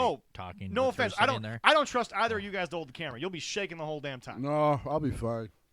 Oh, I don't know about that. It's Mickey James. It's not Kelly Kelly. That's It's just fair. different. That's fair. That's fair. I didn't have a crush on Mickey. I just had a lot of love and respect for her as a performer. Yeah. Where yeah. Kelly Kelly was the first one I Folks, realized. you could hold the camera. I could not. Yeah, I could do it. Folks, I'd be drooling a I little. love Jesse, but he's already kind of alluded to this. You want to say something? Let me tell you something. He will thirst over Thicky James, Nikita Thicky Lyons. Flair. But here's the deal. Here's the deal. Oh yeah. He when it comes to Barbie Blank, he was too nervous to fucking make Woo! That man could not speak. Yes, that is Woo! true. I've never seen you so flushed, sir. Bruh. There was Yeah. If she would have talked to me for more than 5 minutes and she was getting close, I think I would have fainted. especially in that warehouse. Oh, yeah, Anyway. it was warm in there. Anyway, yes. no, but if it is truly the end, thank you, Mickey. I'm sure WWE will have you back Oh, you're going into the for the hall. Hall of Fame. Oh. Is that even a question? I am super interested. Maybe not maybe not because it's Hollywood, but I'm interested when they go to Philly, what the Hall of Fame class will look like with Hunter being in charge of creative. Like, it's going to be real. They might be ECW heavy. Bam Bam will probably finally get in. It'll be interesting because now, number one, he can't put himself in yet. Yeah. No, not yet. And it's going to be a while. I'm sure Stephanie and rightfully so would probably be like, I don't care. Yeah. But he is going to be like, it'll look bad if I put myself in. But by the way, people, he does deserve to go in as a singles performer. Oh, yeah, no, 100%. 100%. I don't know how ECW heavy it will be. I think Paul should go in. Paul Heyman for sure. Definitely. I think it's finally time to put Bam Batista Bam in. for sure. Yeah. Bam Bam probably would get in on this round since it's Philly. I would do Batista in could Hollywood. be this year. I'm talking about Philly. For next year. So I don't know what the Hollywood one's going to look like because, again, there's still reports that Rock and Roman is still the reported main event even with Triple H. I just don't believe that. Well, Rock There's is, so much stuff out right there now, saying Rock it's has going to kept the happen. schedule He could say to the fans that he has kept his schedule open. And then tomorrow and on Wednesday, somebody comes with $100 million. he's going to announce some fucking new project. And I'm going to be like, there's no way he's going to have time for Mania. Folks, I hate to say it, but this man will be far past his physical prime by the time he has a free enough schedule to come back. Because, and you know what? No one's mad at him. Right. You can't get mad at the man. He's doing his thing, man. He had $7 in his pocket, or $7 or $8 in his pocket, and now he's the richest motherfucker in Hollywood. I am literally excited for Black Adam, so I've got nothing bad to say about Can I him. just say this? That looks like, fucking good. like Oh my I God, think it it's looks good. crazy. He comes from the world of wrestling, but I don't think there's a single person in Los Angeles, Hollywood, California, that is more famous than Dwayne Johnson when he walks on the street. I don't think there's a single person. No. There's a couple. Yeah, but they're all like longtime stars who've been doing it for 30, 40 years. sure, Right maybe. now, I think Brad Pitt stands next to Dwayne. Dwayne's got a bigger line. I don't know. If women weren't Your 85 girlfriend wants to fuck Brad Pitt. She No. can tell you to your No. face she does not. No. But if I brought Brad Pitt in here, if she was in this room, No. you would have trouble holding that vagina back. No, I wouldn't. Okay. All She, right. No. The only person that could walk in here that I would not be able to hold her back would be John Cena. She is a fan, a big fan. No wonder she loves you then. She's very open-minded if she likes John Cena. All right, well, Hey, But now. yeah, Mickey James is everyone definitely a Hall knows of who Famer. Allison's list is, so it's not like I need to sit here and Finn say Balor in the anything. discussion. No. It's a lot of Irish people. Let's just put it that way. It's that Irish accent that really gets her. Well, I mean, it's the Sheamus Irish too? accent. No, sorry. In order, it's Finn. Becky, Finn, Sheamus, David Tennant, and Benedict Cumberbatch. Huh? He's not Irish. She don't care. David Tennant's Scottish, so I'm about to say You know David what? Tennant's Scottish. Hey. Yeah. That's a good list. I'm not saying it's a That's a bad good- list. I'm that's a just very saying good list. I'm just saying that's the list. She wants to bang Doctor Who and Doctor Strange. At least she has high class taste. She does. All right. She does. But anyway, Mickey. Mickey's a Hall of Famer. Triple H Absolutely. will probably wait a few years so that he doesn't. You know what? get No, I think he can put her.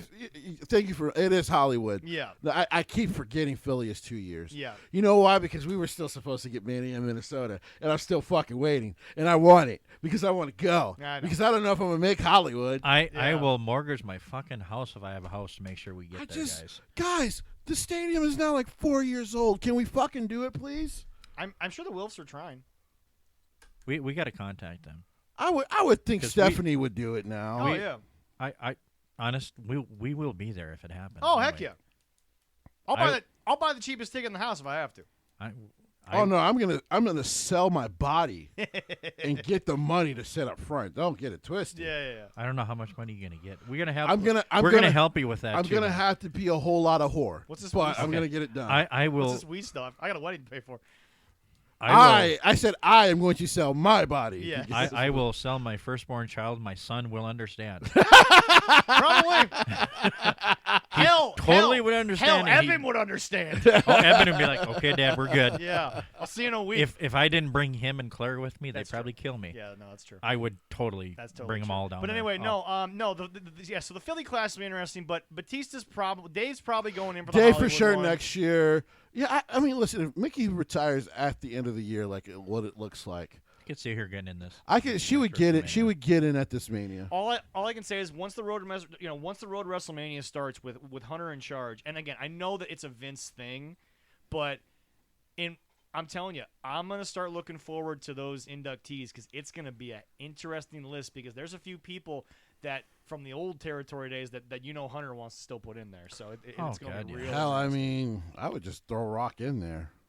It's probably the only thing he'll fucking make. Yeah, that's true. His schedule Yeah, is the Hall of Fame. because we only need you for like 5 minutes, All right, right? bro, you just got to show up for one night. Yeah. Do your 20-minute speech. Yep. Get on a flight and get ready for the XFL. That's basically what he's gonna do. Raise your eyebrow. And go, yeah. Right.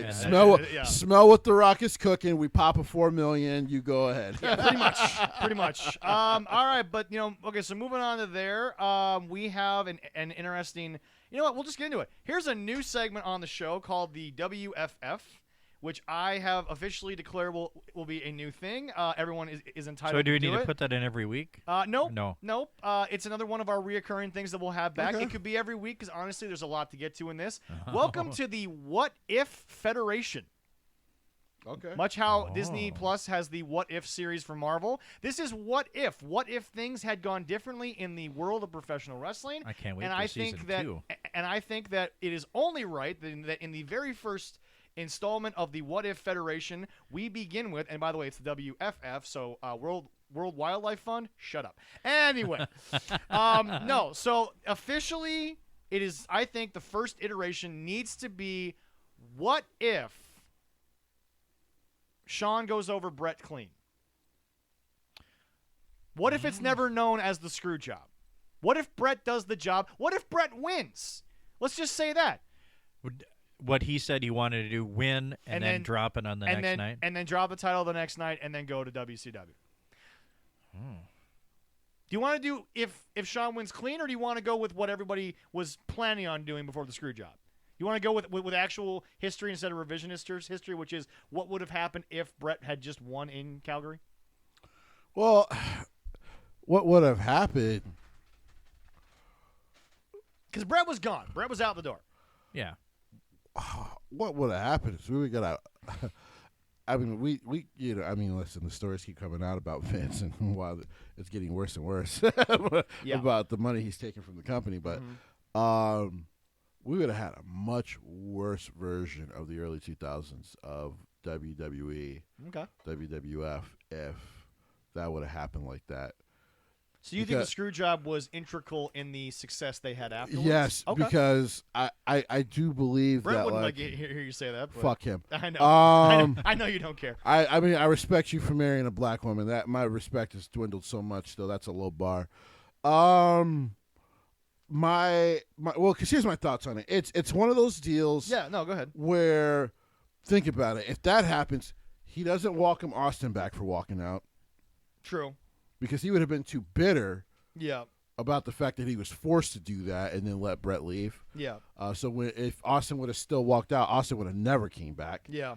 There would have probably been some bitterness towards him and The Rock for The Rock wanting to go try Hollywood for a short time. Yeah.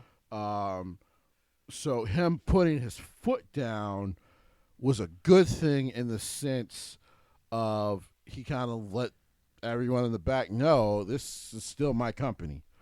And we're going to work within the confines that I want you to work in now. It's an assholeless way of doing things, but I understand it. So now, Leroy, I'll ask you, since I'm the one that brought up the episode today, I'm going to ask you, do you think Brett would have dropped it? Do you think Brett would have actually done what was best for business the next night? Also, before you go. Even though, hold on a second, Jesse. Even though we all know what was best for business was losing in Calgary. Sure. But before you go, the other thing I wanted to add is, people, if you thought Cena felt like Hogan before, if that would have happened, Cena would have been fucking unbearable. Cena would be champion right now. Probably. I'm just telling you. So now, Leroy, I know I want to get to you, but Jesse, now for our lovely listeners, by the way, thank you so much. Please subscribe to all of our places. Yes. So now, explain to us why you believe that would have happened. Because there, like I said, there would have been an absolute bitterness of the fact on Vince's part of the fact that he gave Brett what he wanted and he got nothing in return, which is kind of how he would have felt. So what you're saying is that because of what the screw job did, right? What catapulted from it, that's why Vince was ultimately easier to work with. I think a lot of the wrestlers, and a lot of them had said back then, after that incident, he seemed a little bit easier to get along with as long as you started your ideas from a certain point, knowing what he probably wanted to do, and then talk to him in those senses. So you actually have it as the screw job was integral in the success. It was an actual and very important part of WWE winning the Monday Night Wars. Well, it really was. Well, it also made it so that when he got but it also didn't help that when he got to WCW, Eric Bischoff had no idea what he was doing with Bret Hart. I'm sorry, he just didn't. No one knew what to do with Bret Hart down in WCW. Nobody had any clue. And didn't Vince Russo walk through that door no more than 3 months later or something like that? Pretty much. Yeah, I think so. So yeah. But anyway, go ahead, Leroy. So Leroy, go back to my question. Do you think Bret was going to do what he promised? Oh yeah, sorry about that. With how Brett was and how honorable he was through his dad and everything with wrestling, yeah, he would have done it. Okay, so you're basically agreeing with 99% of the wrestling audience, which is he was going to do it, but you also agree with the 1% that quote Vince was right. Like you understand why Vince did what he did. Now, again, what's always funny to me is Brett never brings this up. Medusa Alindra Blaze, she's the reason why. Yes. The screw job happened. Right. She never gets any crap for that. And I'm not here to give her crap for it. I'm not. That's actually not true. She took a lot. So she got a lot of heat for it, well, she also lost money. Right. But I'm saying in the history of the screw job. Plus going to WCW did nothing for her. Oh God, no. But no, in the history of the screw job, the biographies, everything that's been done, she is a footnote. Right. Even though she is the true catalyst to what happened. Right. Because when wrestling fans watched... Which is why I say he would have been even more bitter. Yeah. Which is why when wrestling fans watch Cora Jade of now drop that title in, they don't know why guys like us who were there for the times... They don't know why we were so into it. The modern fan, again, wrestling, we're worse at gatekeeping than metal. We're bad at it. We need to really work on that. I totally am willing to admit that. Right. But just, folks, they don't know why we were so visceral about it. But when Alindra Blaze did it, it was a whole nother ball game back then. Yeah. Well, because, one, that championship had a lot of history. For better or for worse, better, but I wasn't gonna get into its history, but it had a lot of history. Yeah. And then two, it was. It was a literal before Brett literally did it. It was a metaphorical spit in the face to WWF and to Vince to just toss his championship in the trash. Yep. Yeah, and I think story-wise and a lot everything. of credit to Vince though for kind of mending those fences. When, That's good. But while he was still alive too. The way if the story would have went where he would have actually dropped on Monday, it wouldn't have been that good. I mean, if somebody's gonna drop a title, if they're being injured, that's when he's dropping a title to go to another show. I think that it has bad. become so much a part of lore. You actually, this is why I think the real what if out of this should have been, what if Vince would have just did the fucking triple threat? True. Because think about it, if he would have just did the triple threat, screw job doesn't happen because then the Undertaker wins it anyway. Yeah. And then they can figure out Shawn and the Undertaker from there. I also don't blame Shawn for going along with I didn't know anything, especially at that point, because I feel like Shawn would have gotten his ass whooped at that point. Even though I forget, it was in Shawn's book. I forget the two tag team guys who were like hanging out with Shawn up until everyone else left the building. Oh yeah, I can't remember. Yeah, I can't remember who. Sorry to those guys, but it's just here's the deal. We know the current story is about Vince. No one's gonna act like that doesn't exist, but it's been done. Right now, there's so much it's not worth getting into. We're focusing on this. I think it is so ingrained in the lore of wrestling that we can't think, and this is why I wanted to do it first. We can't think of wrestling without it. Mm-hmm. And there's very few moments you can say, as great as some moments were, some moments can be taken out and we get to the same result. This is one of the ones that I don't think we're where we're at without it happening. Yeah, if and going back to my point on Vince, not to interrupt you, Leroy, I'll get to you in a second. Guys, for better or for worse, there's a lot of billionaires. They've all had certain decisions they've had to make that rub people the wrong way. This was Vince's. Yeah. He made a call that was based on a lot of history that whether Brett wants to admit it or not, it was history that didn't involve Brett. But by the way, I think that only happened like a year prior. It wasn't. It wasn't that. It really wasn't too far before. The wound was very fresh right. in Mr. McMahon Jr. But go ahead, Leroy. I honestly think if they would have, if what would have happened did not happen, we wouldn't get the Shawn Michaels that we have now. His career would have been a lot different. I think so because, everybody, the way his career, they hated him up in Canada. And just everything going on. And if Vince would have been It took the resurrection of DX for Canada to forgive him. Yeah. But I just think if Vince would have handled I'm not saying differently. they fully forgive them. Well, he said it in the promo for one night, Calgary forgive. For guys who don't know, because you can't see this live, I kind of wiggled my hand. He even said it in the promo. And just because for one night Calgary forgave me, we got two words for you. I mean, he acknowledged that it was for one night. He said it. But I think Shawn might have spiraled down craziness if stuff like this would happen. I definitely think it's a defining moment in Shawn's life, whether or not people want to talk about that. And I think because you can't go through something like that and not have it change you as a person. No, and the way Vince changed the way he was, and I think that helped to make sure that we got Shawn how we got, because Shawn had his issues, and now he came back. And now to Jesse's favorite part of this What If Mark episode. Calloway might be the most unspoken of hero in WWE history. Yeah. Just like the selflessness to interject himself in this stuff and go, listen, why don't I do it? I take the heat, and then that way we don't, we can just figure this stuff out later. Like the guy who was constantly trying to keep the peace in the locker room. Yeah.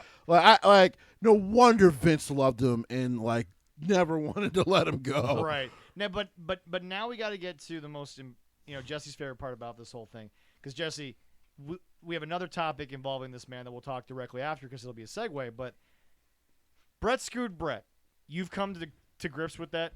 Oh, years ago. But no, that's what I'm saying. You did years ago, but whereas a lot of fans hold this weird hatred towards Vince because he's done such bad creative for the last couple of years. You've been able to separate years before the creative got this bad. You stopped watching, but like before it got to this level of bad, before Funky Love were the only two people making creative decisions, which again, John Laurinaitis, you might have worked for Baba, but you didn't learn much from Baba. No. But that's He's the worst fucking wrestler in a family of actually really good wrestlers. Well, remember that was the one time I think I've 100% been on Phil Brooks' side.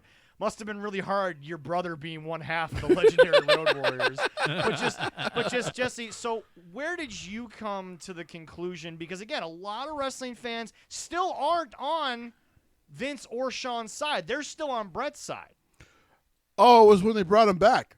It was when they brought Brett back and Shawn Michaels came out, and I went, that is a man trying really hard to do the right thing, Shawn Michaels, right now. And by the way, Shawn could have distanced himself from that in so many ways, and nobody would have questioned it. But that's Shawn being the bigger person, going, me and Brett have to put this behind us. Because see, remember, because people don't realize. Well, because especially at that point, it's like we're grown ass people, right? Yeah, with two kids, like got kids in high school now. Like we have to. But put here's this the thing that people us. don't get: Brett went into the Hall of Fame long before what Jesse's talking about, right? Years before, right? And Brett had essentially made ties with Vince because he was in the Hall of Fame. He had even admitted I wasn't the easiest guy to work for. He didn't really say it much in the speech, but you could tell he was alluding to, my passion was too much. Like, no, dude, you were just as much. You were a fucking asshole. You were just as much a dick as Sean. Right. It's just Sean was a more open. He was an overt dick. Yes. Yes. But you were both assholes. The kind of dick that doesn't need to be whipped out on a Thanksgiving table, but it got whipped out on a Thanksgiving table, and you're like, well, let's deal with this dick. Yeah, basically. That was Shawn Michaels. Yeah. Both literally and figuratively. Right. Get your dick off my table so we can eat, Sean. That was Shawn Michaels. But back to your whole thing. So it was that moment. It was Triple H.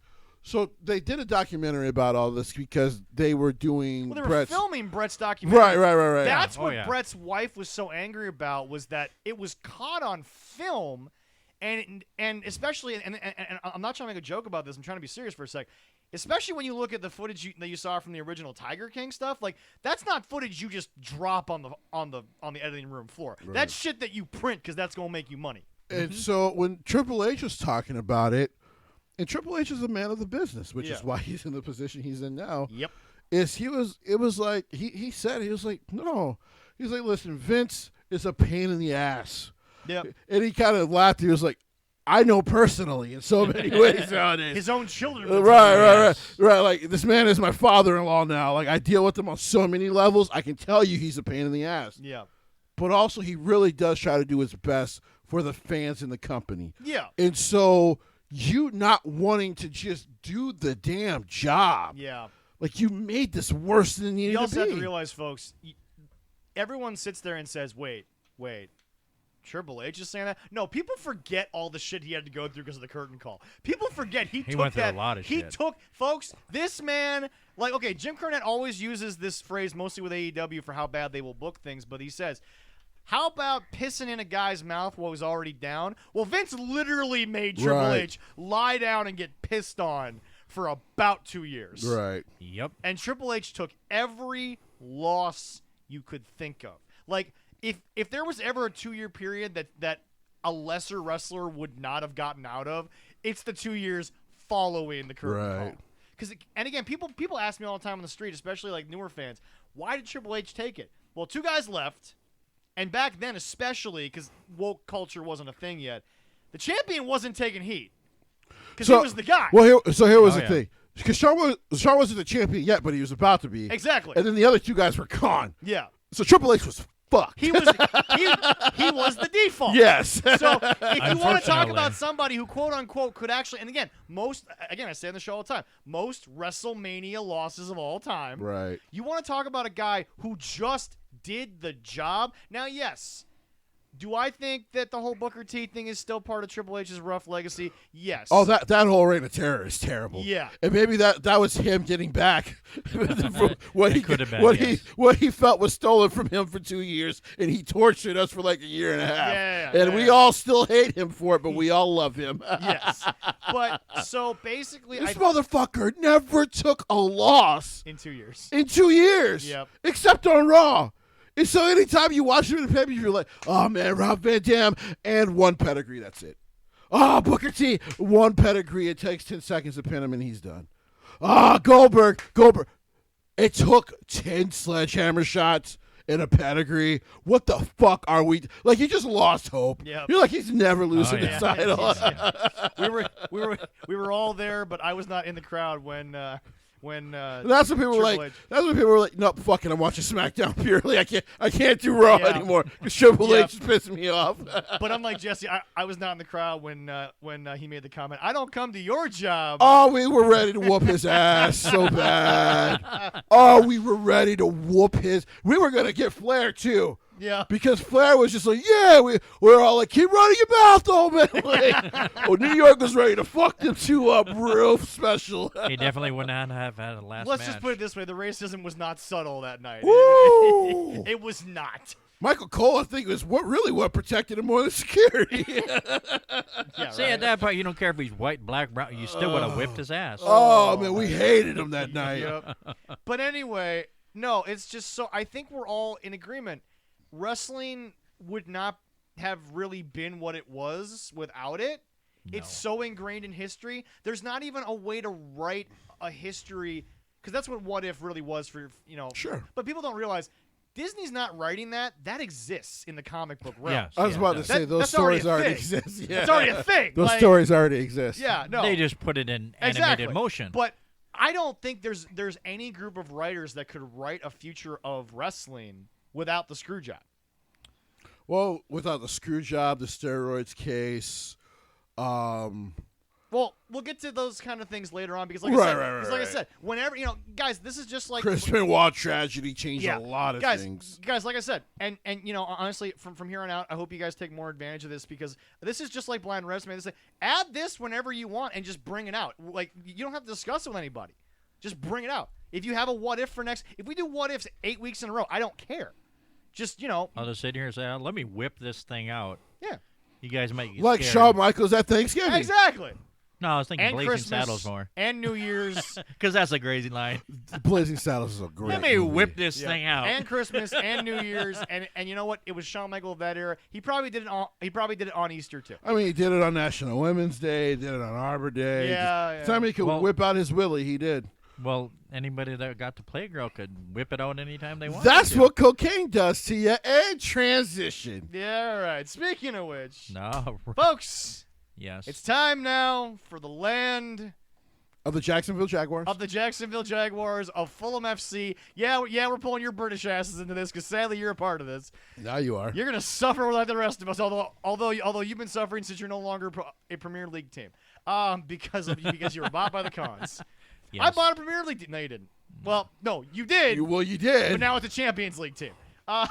Which, by the way, there's a guy that comes in my quick trip all the time. He's actually from the UK. Oh. They actually, even in the UK, they've always been looked at as a good Champions League team. Even they didn't see them as a Premier League team. He even said, wait, he bought them? And I was like, yeah, yep. Well, probably the only one that was for sale. Right. But anyway, so we have to go to the land of bitterness, the land of secrets, and the land of, at this point, we could probably get money out of this motherfucker. Let's get him. So AEW was in our backyard.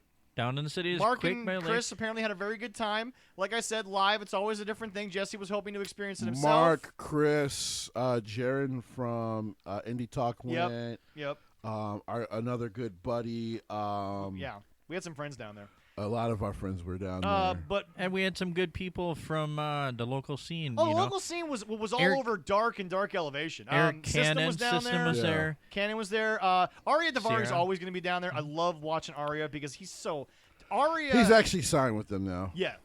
Yeah, Free Range Kara was down there too. Yep. Rampage was down there, but he was not on there. She Well, was to give taking pictures and AEW stuff, a little credit on that is that when they're doing that and they're fucking there for like 7 hours, Yeah. to tape all those shows before Dynamite and after Dynamite, they actually do use a lot of the local scene that they're at. So Also, I think Mark somebody posted a video like we said, of Cannon, and there was yeah. a big Eric Cannon chat Yep. was going on. Like That's we awesome. said, all love to Sierra. It's sad that she was a part of that scenario, but it is what it is. I mean, it's wrestling. they did give her Yeah. a better showing this Yep. time, which was nice. Yeah. Where I always say, Quick Trip, what's the number one rule in safety, Leroy? I want you to go home the way that you showed up. That doesn't happen in wrestling. It doesn't happen in pro wrestling. No, it That's what I tell and anybody. if it does, you didn't work that night. Anyway, Right. That's why I tell anybody come in. You come in like a gimp, But, Quick Trip, we're going to send you home like a before gimp. we can even get to the results sure. of Quake by the Lake, which, by the way, Tony, there's no fault lines over here. We don't get earthquakes. Yeah, that was a weird name. Quake by the Lake. You know what it probably referenced to? A big old fat bitch hitting the ground and then it quakes. When did your ex show up to the I to the tapings? I don't know. We'll let that sit there for a second. Oh my god! I love you. You're welcome. But anyway, This bitch was so fat, bruh. she Well, he's really When sorry she to sat down, sorry to she caused an earthquake. and she created a wrestling you know show. what? But you know what? I think it was a fat bitch from Wisconsin. I don't know if it was Wisconsin. It was really close. It was some fat bitch, cheese-eating, motherfucking Packer-loving bitch from Wisconsin that dropped. It's just horrible. So anyway, Yeah. before we even get to it, We're totally not editing that out, by the God way. no, God no, God no. When I tell people we edit, they're like, "What?" I'm like, "Yeah, it's fine." If you want to send me hate mail, go ahead. There you go. But anyway, no. Before we Send it even directly to Leroy. before we even No, I get just there, send it to the podcast before email. we even get there, folks, I read it. the cocaine has flowed. And the stories are about to come out because some people Let have the to sell booger this. sugar flow through you. Guys, there are reports that he is Tony an Khan. asshole. Is worse than Vince on the radio. What? No. We're not even to that yet. I've heard that. Jesse, Damn. he had to chase a high-ranking backstage executive to not quit. Jesse, the stories are coming about Jesse. Okay, if the stories are coming out about him right now, when he's supposedly on this pedestal, how much longer until the Bucks stories come out? But we'll get to them in a little bit. What but like, pedestal is his own pedestal that he created? no. No, The the two-step ladder he has to step on and get on anything because he's Oh, so okay. short. Yeah, okay, all right. How do you think he Yeah. hugged Claudio? That's Claudio still was sitting down. one of the weirdest fucking moments I've seen in the last 10 years of pro wrestling. Kazuchika was a little bit more uncomfortable, you could tell for a second there. That was just creepy. Get off Okada. Enough people have dick rode him. Get off Okada. To be fair, Jesse will hug Okada about the same if the coins ever drop. I'll fist bump him. You know, because that's what he prefers. He prefers a fist bump. But Jesse, if the coins drop while Roman's in the ring, I'm not saying I don't want to go jump over the barricade and get arrested for hugging Okada. yeah. I'm just saying, out of respect for the legend that is Okada, I'll fist bump him. That's fair. But anyway, Then I'll get arrested for throwing something at Roman. yeah. We'll bail you out, and we understand. So we is you and the kids, right? Oh. Okay, cool. What? Oh, wow. I'm not using company funds. I already saw what happened to Vince. I'm not. Yeah, that didn't work for Vince That very didn't well. work for Vince, and we got less money. If I'm throwing that kind of money around, sure, I'll bail Jesse out and write a tax right up. We ain't got that kind of money. What? But anyway, I'll find a good bail bondsman. yeah, there you go. But anyway, Jesse, I'm listening. what is so backstage? We know they're. We're not going to go through the Jerry Lynn's, the Sanjay Dutts, everyone he has backstage. We're not going to do that anymore because at this point, folks, if you don't know who's backstage, that's your fault. He's worse than Vince on the headset. We already saw what Michael Cole has been without Vince on the Right, headset. yeah, a lot better. Can you Oh my imagine God. if he had Tony Khan on the headset? Because here's the deal. Vince was at least telling Michael what was going on with the show. I can't imagine. I've watched these media scrums. I don't want to know what Tony's saying on the headset. He was compared to the days when Kevin Dunn was on the headset. Oh, shit. Oh, that's bad. He's snoring a line about that long. Well, and then because go- here's the thing. It's got to be like talking to a chipmunk that's yelling at you at a high pitch, and that's not good for the ears. By chipmunk, I mean his two very long buck fucking teeth that he used to build his house, his mansion. On top of the embezzled money. Which, of course, he probably got through his buck teeth. Yep. You know, it's funny. All that money they stole, and he never fixed those buck teeth. It's incredible. Well, remember, Timmy Turner got one rule-free wish and didn't do anything to the teeth, so. Yeah, but he was a kid. Yeah. He's had those buck teeth for like 40 years. That's true. I feel, now hearing these stories, I go, no wonder Excalibur sounds terrible on Dynamite. He's got to hear. So yeah, man, go ahead and mention the ad again. Yeah. Oh, mention how this relates to the Bucks. Okay, hold on. Okay, let's get the women on for the next 10 minutes. Both from his personal experience that he's mentioned and from where he used to live. Jesse, you are here to pretty much confirm you know he's on cocaine. That dude does cocaine. That dude is the rock and roll clown from Metalocalypse. It's not hard to see. It is clear to see. No one is that awake at 2 a.m. on Adderall. There's no fucking way. Now, people were like, well, Vince didn't sleep. I'm like, because he's a fucking maniac. That's different. He also had 50 years experience Right. doing it. Vince was that way as a child. Like Jim Cornette said, the guy's a maniac, Yeah. which is probably why it was hard to get along with him sometimes. He's out of his fucking mind. Yeah. But he's not out doing coke, man. He's like exercising. Not anymore, he's not, And but- doing well. I was about to say it's not the 80s, so not anymore. No, so he's not doing that. He's exercising his body. But Jesse, where does Tony go? Because this is being reported by the legit Yeah. people in wrestling. And I Whether think- or not you like Ringside News, like the people that work there are still trying to be a legitimate news source. They might want to ask SRS if they got any openings soon. Yeah, Because that owner's a fucking creep. Asking where Jay was just like, where's yuck. Tony? No, where is AEW gonna go with all this shit? Nowhere, because they have to pay the Bucks. So for 2 more years. here's the three things. Okay. Even Uncle Dave had to talk about this. So there was some worry with Tony and some of that management because the axe of Zaslav, as we like to say in the movie business, has been swinging very hard. It swings bloodily.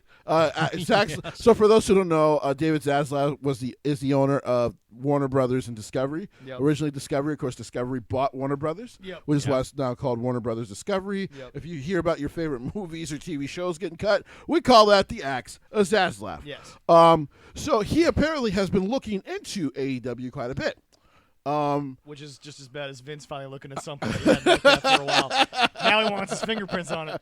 So We still have to talk about that. So Zaslav has been looking into it because he's been canceling shows recently on TNT and TBS because he's been thinking. He's been canceling networks. Yes. Worth of shows. Yes. Yeah. He's been canceling whole networks. Period. He's been canceling universes. Literally, he's been canceling universes. I'm Trying to be Thanos he's gonna, or something? He's going to start canceling people with an axe. Thanos wish he had the power that Okay, Zaslav okay. has. Thanos would kneel in fear of Zaslav's axe. The Infinity Stones ain't got nothing on Ain't that. got shit on David Zaslav. No. Oh. So David has been looking at the program, and he's been looking at the money that they're spending for it and the money it's making. And so far, the only good news for AEW, as far as Zaslav is They ain't concerned, paying shit for this. is that they're paying nothing for it. They're paying nothing. For Even this. if they gave it a 10 to 25% raise, they're still paying nothing for Are it. they still gonna get? Are they gonna get a cut of this video game whenever the fucking comes out? So let end me of the year?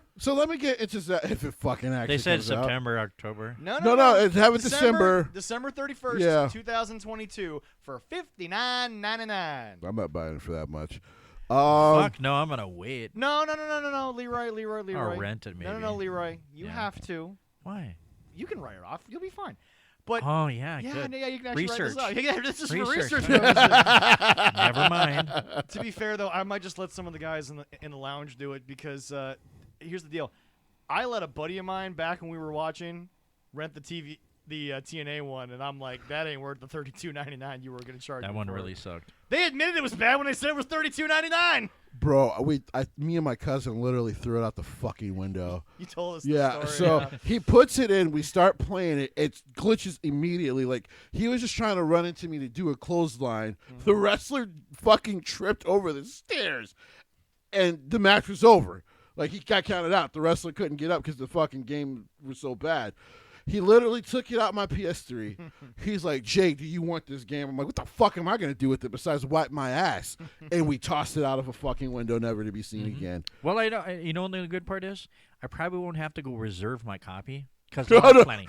there'll be plenty There'll of be copies. plenty of copies So lying around. the only thing that game has hope for is it is THQ, and they've done really good wrestling games in the past, including No Mercy. It depends on how much Kenny's input really That's is. true. So And Kenny Omega might actually look good in the game. back to the Axis Haslaf. So he has been looking at AEW, and He he's- might actually. Let me point something out. Also, Yeah. y'all think AEW is doing well. If Turner was helping pay for that game, Zaslav would have already cut it for how much goddamn money reportedly they put into this fucking game. Oh, if they were paying for it, he would have been like, "Oh, this game's not coming out, I've already and you're not getting your raise no. because I need my money back." Yeah. Damn right. So because they're paying nothing, Yep. and because it does get a return especially when basketball season is not around. Yep. What's What's lucky for them is that it is a 12-month thing. right? So that when there's dips and there's valleys, Right. there's peaks and valleys. Because again, Triple H, don't start telling me that starting in about 2 weeks, when Triple H's Raw ratings start to take a little hit, don't start coming to me and saying, "See, it's not sustainable." It's fucking football season, you dumbasses. Yeah. Unfortunately, I'm going to watch football before wrestling. SmackDown got 2.4. I watch both at the same time. Yeah, SmackDown got yeah. 2.4 million, its highest rating in 2 years, and they weren't even on the basic Fox channel. Also, the fact that I'm extremely alone, so I can watch football and pro wrestling at the same time and not feel bad about myself until I go to bed that day. For being that pathetic. So the Axis who should cut my life at this point. He would be doing me a favor. He kids, folks. He kids. Just chop off a leg. Help me out. So We'll pay for the leg. I'll get you a robotic leg, Jesse. It'll be better. Yeah, exactly. So far he hasn't hit them with the axe, Yeah. but he has it in his hand, Yep. and it's just hitting his shoulder, Mm-hmm. and the left hand is It's kind of scraping rubbing on the the chin. ground. Yeah, It's scraping he's on the like ground. he's like we're gonna keep an eye on this thing Yep. because two things. Number one, he ain't a fan of all the blood. No. Have you noticed only Moxley's been doing it recently?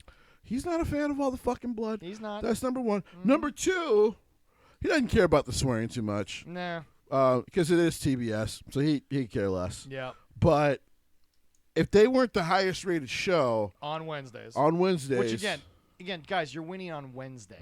right, On Wednesday. with nothing else to compete against you right now since basketball season isn't happening, And hockey's not happening right, either. And for a couple of months Yeah. at least. That's coming up soon. Yeah. yeah. So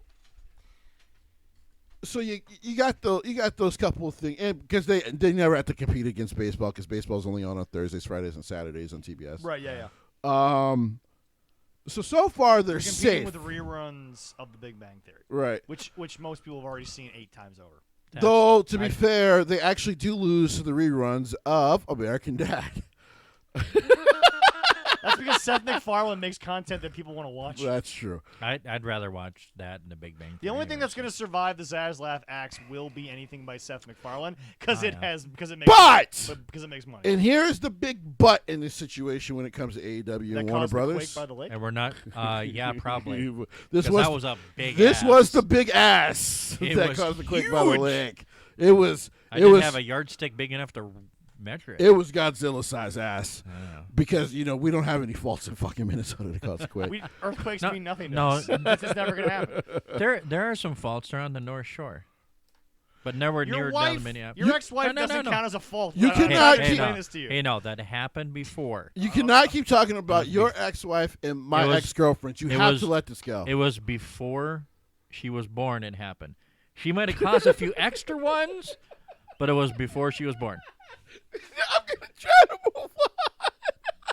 You're It's welcome. not gonna be easy. So before She did fall by the Temperance Falls. before her massive ass caused the quake by the lake, Yep. Yep. the other big ass for the situation for AEW, that's not as big as hers, is It's not Jericho, is it? No, it's the fact that if we keep talking, I have to He- give her like a $10 royalty. he for keeping went talking and about bought it. you, son of a bitch. That's all she's worth. Let him You're finish welcome. the damn segment. You are killing me, President. You are killing and me. you say I'm the one that causes shit? You might have to take that line back next week and apologize. Yeah, I think it goes to Leroy now. Yep. My brother Leroy. El Presidente. Oh, yes. Yeah. I regret ever Where's giving my you that fucking title. oil My painting now? God. So the other big ass It took a month for you to get into this. is that All this right. man bought ROH for $40 million or whatever the fuck he bought it. 40 million. By the way, what's funny? He paid more for ROH than their raise is going to be for Right, the TV right. contract. So way Yeah, more. We should sell out to him, see how much we get. So because of that, and We'd be set for life. him We could do buying at least ROH. If he bought ROH for nothing, we're at least a legitimate business that has employees. We might might be able to get $10 million out of this. Probably. So I wouldn't have to work again. he wants to hear their plan on how they're going to put ROH on television. Which will not include the Briscoes. He's not against them apparently. Okay. Okay. He's not because But Tony is, it seems like. No. Tony was against it because the former TV execs said they didn't want the Briscoes on television. They want nothing to do with the Briscoes. But it's not owned by the same people that used to run WB. It's now owned by David Zaslav, who doesn't care as much. Yeah. So But he does like his money, and he does like he ratings to loves go up. money. Yeah. So And he actually wants to see ratings go up. yes. So I hope Triple not that H he gets not there that he real wants quick. to compete with WWE, but he's like, if I'm going to have a wrestling product on, and technically you're competing with them, you should look like you're competing with them, Yeah. even if you're not. So They can't even compete with Impact. well, that's quality, but we'll get to that. Yeah. That's quality versus quantity. right, Yeah. way different. They lose in both those categories to the other two companies. Right. So And sadly, WWE might actually win in quality after the next 6 months. apparently one of the big things that Dave was talking about, and I mentioned this before, that I saw in one of my chats with people who probably actually work at these companies, but Yeah. their names will remain anonymous. Fair enough. Is fun that Real journalism over here. is that You're David accusing us of that Zaslav now? will probably We're better journalists than Dave Meltzer. I fucking try to be. Dude, Is that David my Zaslav? 10-year-old is. That's that- sad but true. Is that David Zaslav is actually will probably try to put them on HBO Discovery when it all merges. Yeah. Because in the words of the people, his representatives, why would he shell out an extra $20 million for a company he had no part of buying? Right. So AEW, unfortunately for them, unfortunately for Tony Khan, is in a bit of a pickle. Because now to the new boss, he has to prove this company is worth David even shelling out an extra $10 million a year for. So the end of the year for AEW Yeah. is going to be truly, truly telling. Yep. Which is probably why Tony Khan has been such an asshole. Yep. Do we want to get to the show itself? We're not even done yet. Oh, okay. What's the next thing about Tony Khan? So the next thing about Tony Khan is what is You know, Tony Khan could have solved all this 2 years by ago putting an actual power structure in by place? just fucking hiring Jim Cornette. Like you had the conversation with him when you thought he was shitting on the company. You guys had a good conversation, as Jim has said, a decent one anyway. If Jim ever discovers that the truth is that NDA expired, I will watch that at next episode and alive if I have to. Because what I don't understand, why not just fucking hire the man? Hey, you know what? You do have a lot of history in this game. I'm gonna bring you in. I'm gonna bring you and Eric Bischoff in. Well, We're not gonna do this like TNA. No. That's not. I run like Yeah. he's the billionaire. I have no problem with. Yeah. I run this shit. well, but the truth is, Jesse, the problem is that we all know he would have fired 95% of the roster that he'd already signed. I don't know if Jim would have told him to fire him. Yeah. But I don't think he would have done it Right. because technically he owns the company. Yeah. But he can still go to Jim and be like, well, I'm not going to fire them, so let's think of ways to use The them. thing about it is that if Tony is already becoming impossible to work with, if he's becoming more difficult to work with, and as Jim Cornette has always said, and this is the one thing that Jesse's never disagreed with Jim Cornette on ever, everyone in the wrestling business is already crazy. Yes, they are. It has yet to be proven based on science whether they're crazy because of the wrestling business, or they were crazy before they got in the wrestling business. Right. But everyone in the wrestling business is crazy. Jesse, he's gonna burn out real quick because reports are he might be becoming more involved with the Jags. So, because his father could be taking a step back. So, well, which by the way, that's what you get for hiring fucking Urban Meyer. It'll drive you to drink. So, And them Saudis got some good liquor. They got some great liquor. Yeah. I mean, for all the terrible shit they do, they have great alcohol. So they're in a bit of a pickle, which is why he's an asshole. But he's gonna have to figure this out. How much longer? And I'm gonna pose this question before we get to the rest of Dynamite. How much longer until Tony starts to have friction with the Cucamonga boys? Because their shit's not gonna fly much longer, Jesse. You know that as well as I do. The highest rated segments are not going to Rancho Cucamonga anymore. 6 months. Or less. I give it the end of the year, so less. Because I think by the end of the year, Zaslav and that new network crew are going to be like, here's what we think. Here's what your offer is going to be. And he's probably going to fucking hate the offer, especially if the numbers don't do better. Yeah. Because like, I hate to say it, your best needle mover came back, and he's an $8 million cost. He's 1/5 of what you paid for Ring of Honor. Right. Is he actually healed? We'll get to that, but reportedly, yeah. Reportedly, yeah. Jesse and I like getting worked in wrestling, so maybe we got worked a little bit with the reports, but it seems like he's okay. It looks based on like what he's happened. perfectly fucking fine. But before we get to that, Jesse, we have to, once again, continue to talk about this because, okay, Cody left because the executive power got taken away. The Bucks are used to a certain level of income right now. They've been that way for a while. Right. And people like them usually don't do well going back down to a certain income stuff. No. Like you don't do well going from making six figures to making $10,000 a year. Correct. You don't do really good at that. Correct. No, that hurts. So my question is, what happens when all of a sudden Kenny can go back to Japan? Maybe not to New Japan. Actually, I don't even think. Here's the fucked up part. I don't even think he would go back to Japan because I don't know if his body can physically handle it anymore. No, Jesse. I'm not talking about wrestling. Kenny can go back because he's a resident in Japan. Oh, well, yeah. Yeah. But Jesse, he's made enough money. He's set for life in Japan. Sure. Yeah, he could be a producer or something. Maybe. Kenny Omega will. In Japan, he can do whatever the fuck he wants. He's earned that over there. Yeah. But the thing is that Jesse, where do these two go? Because Jesse, I hate to say it, they think they can go another 10 years, easy. Well, one, they can't. Two, because remember, Kenny's contract comes up in like a year and a half. Can you imagine if Hunter calls him again? Hunter's in charge, and Hunter offers him another 7 figures? Because he can offer him a part-time schedule. Yeah, because nobody cares in WWE. The fan base, No. people want to look at me and say, man, I wish Roman wrestled more. Yeah, well, the ratings don't tell you that. The ratings don't care. Right. So, yeah. The only thing that matters, the driving force in wrestling doesn't care that Roman Reigns is working part-time. It'd be interesting to see Kenny and WWE and do their style because they would say, hey, this is what you need to do. They would let him be him. They would just do it on such a much more... Okay, I've always said this about Kenny.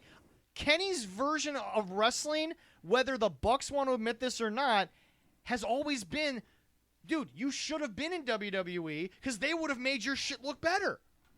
Production-wise, Kenny, they will hide the flaws. They will accentuate what you do well. Yes. Especially now with Triple H in charge. Yep.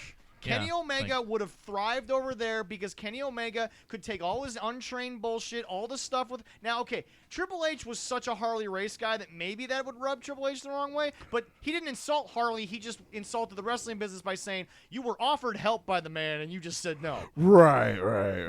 Which Jesse, to this day, is like, well, I would have paid more than $300 to listen to Harley Race for 10 minutes. I'd have fucking given up Tommaso my might savings slap back him. then. Yeah. Tommaso might slap him. Yeah, well, this... oof. But... That hurt. I hate to say this. I don't care what anyone says, regardless of what you think each guy's best year is. If he's presented correctly, Kenny could have never held a candle to Ciampa. I'm sorry. Ciampa's Ciampa's so good. I don't think any year of Kenny could have held a candle to Ciampa. I disagree. If Ciampa was presented properly, I still disagree. okay, that's fair. I mean, Kenny was that fucking guy. I mean, Kenny was as Pat McAfee would say, Kenny was a dude. Which is fair. But like- my question is, what happens when Zaslav comes in and Zaslav don't give two shits about no two kids from Rancho Cucamonga who ain't kids no more, the middle-aged bucks. Why did you say the middle-aged bucks? Not even the young bucks. The middle-aged bucks. I think they're 3 years older than me. Yeah. The middle-aged bucks are not exactly, in my opinion, because again, they refuse to change. They're never going to be different than what they are. Them and Zaslav, I don't think are going to have a long conversation in a boardroom, in my opinion. Why the fuck would he talk to them? Exactly. Guys, I'm out here making like billions of dollars in movies. When's the last time you made $1 billion? Oh, you didn't. You made $1 million without Vince, but you didn't make $1 billion. It's the same thing that I tell people. You want to tell me that the man who currently owns the Clippers, you want to tell me that guy would be Steve Ballmer. Steve Ballmer? Because someone said one time, well, Steve Ballmer has to listen to Kawhi. Steve Ballmer ain't got to listen to nobody but Steve Ballmer. Right. There are two people on this planet who are richer than that motherfucker, and I'm not joking. You can count on one hand the people that are richer than Steve Ballmer. I can tell you who Steve Ballmer answers to: the IRS and God. That's it. That's it. 80 billion he has in stock. When you have that kind of money, that's all who you answer to. Yep. The two things, yeah. Yeah. IRS and God, yes. And even the way in that order. And by the way, to all our international listeners, we'll throw you the bone that you all want to hear. And even in the way that the U.S. is structured, even the IRS barely listens to them. No, they would. No, I mean, if they come hard after you, you better listen. Well, yeah. They've shot people for less. The young bucks, they might bring coffee to their new boss that's gonna fuck them over. They better kiss his ass. Oh, too. they better coffee and everything he wants. They gonna see David Zaslav's ass more than we did Vince back in the 90s. For sure. 37 and 33. Yeah, they're older. Which one is 33? Matt. I think Matt's the older one. Or is it, no. That's the younger one. No. Matt is 33. 37. Nick is 33. Oh, so Nick is the younger one. So Nick is my age. Yeah. Matt's getting closer to my age. And Nick's the one people kind of like. Yeah. Which is why he probably should have broken out already. But hey. According to Meltzer, he's the GOAT because he has more 5-star matches. He's on crack.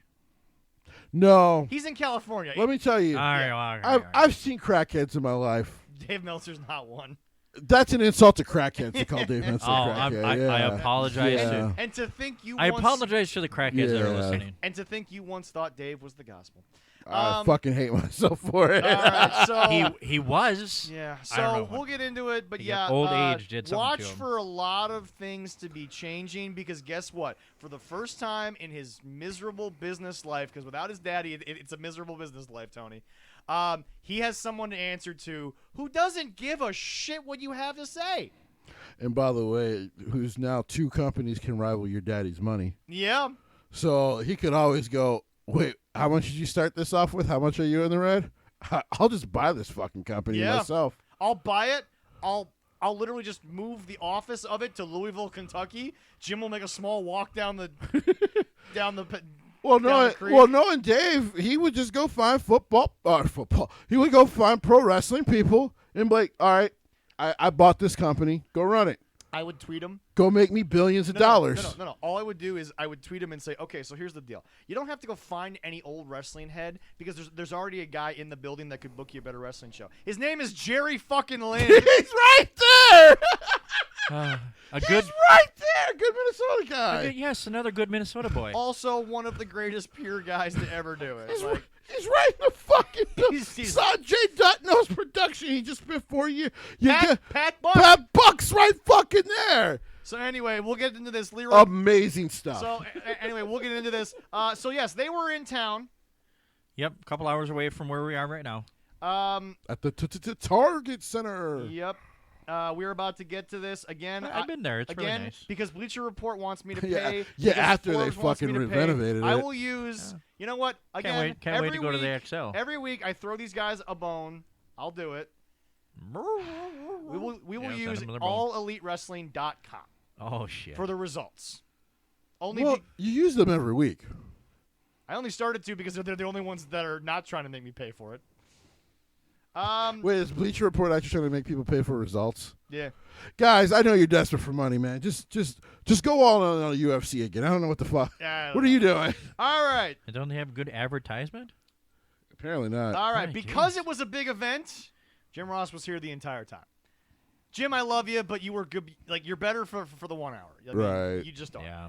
It's Wednesday night. Y'all know what that means. At this point, it's becoming an annoying tribute to I was gonna say, Mr. Brody. guys, Time for pizza and beer. I respect what you're trying to do, Yeah. but it feels kind of antiquated now. Mm-hmm.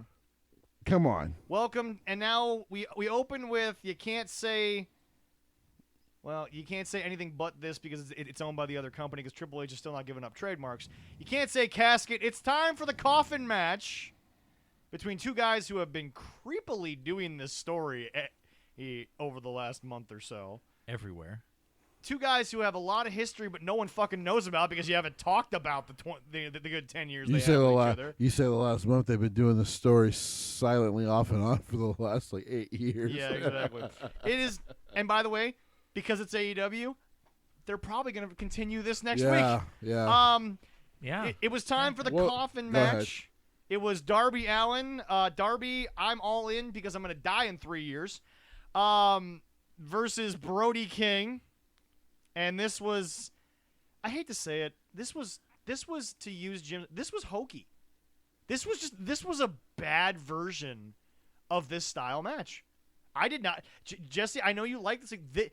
This was a letdown for me. It just was. Because you called it. I'm watching the heartbeat as you talk. I'm listening. Yeah. Yeah, no, it's fine. But, I mean, to me, And by heartbeat, I mean Darby Allin's last. That's fair. Yeah. But I'm sorry. I could call every spot. I even called when the lights went out.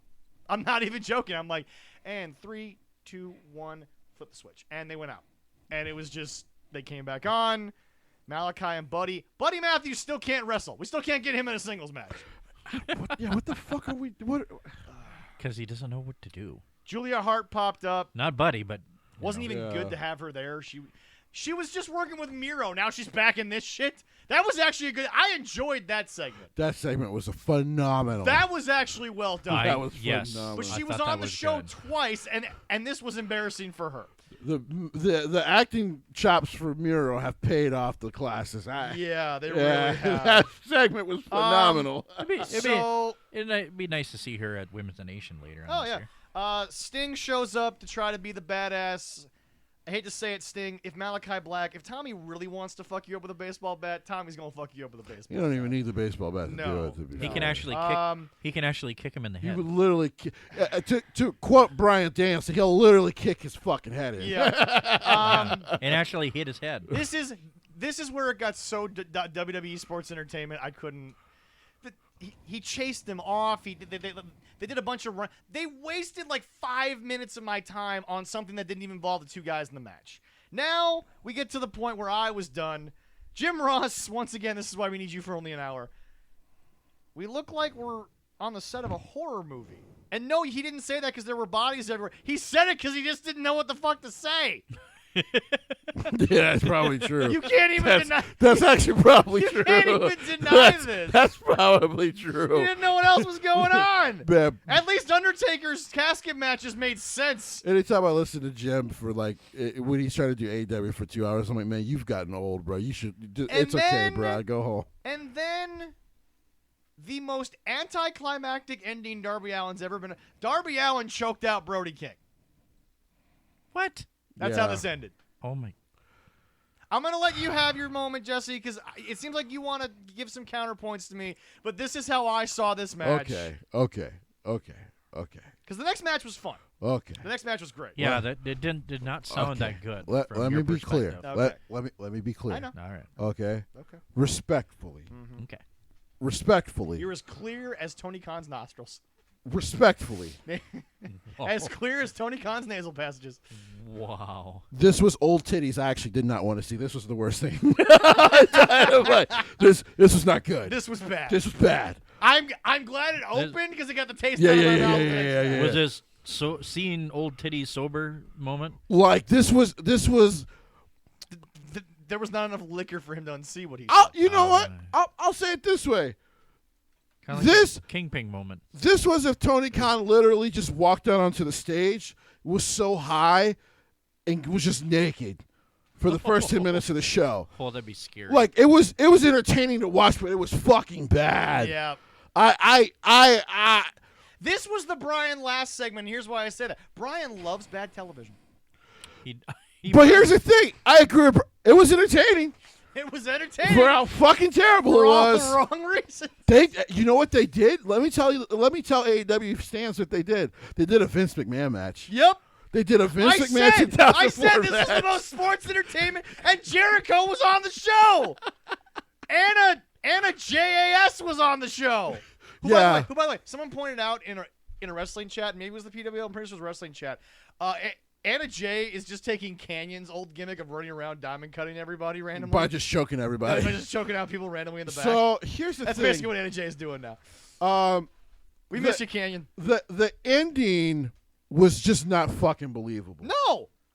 He's 145 pounds! Soaking wet. Without the chain, he's probably 130. It just wasn't believable. No. Him choking him out, dude. It's like me trying to choke you out. It just wouldn't work.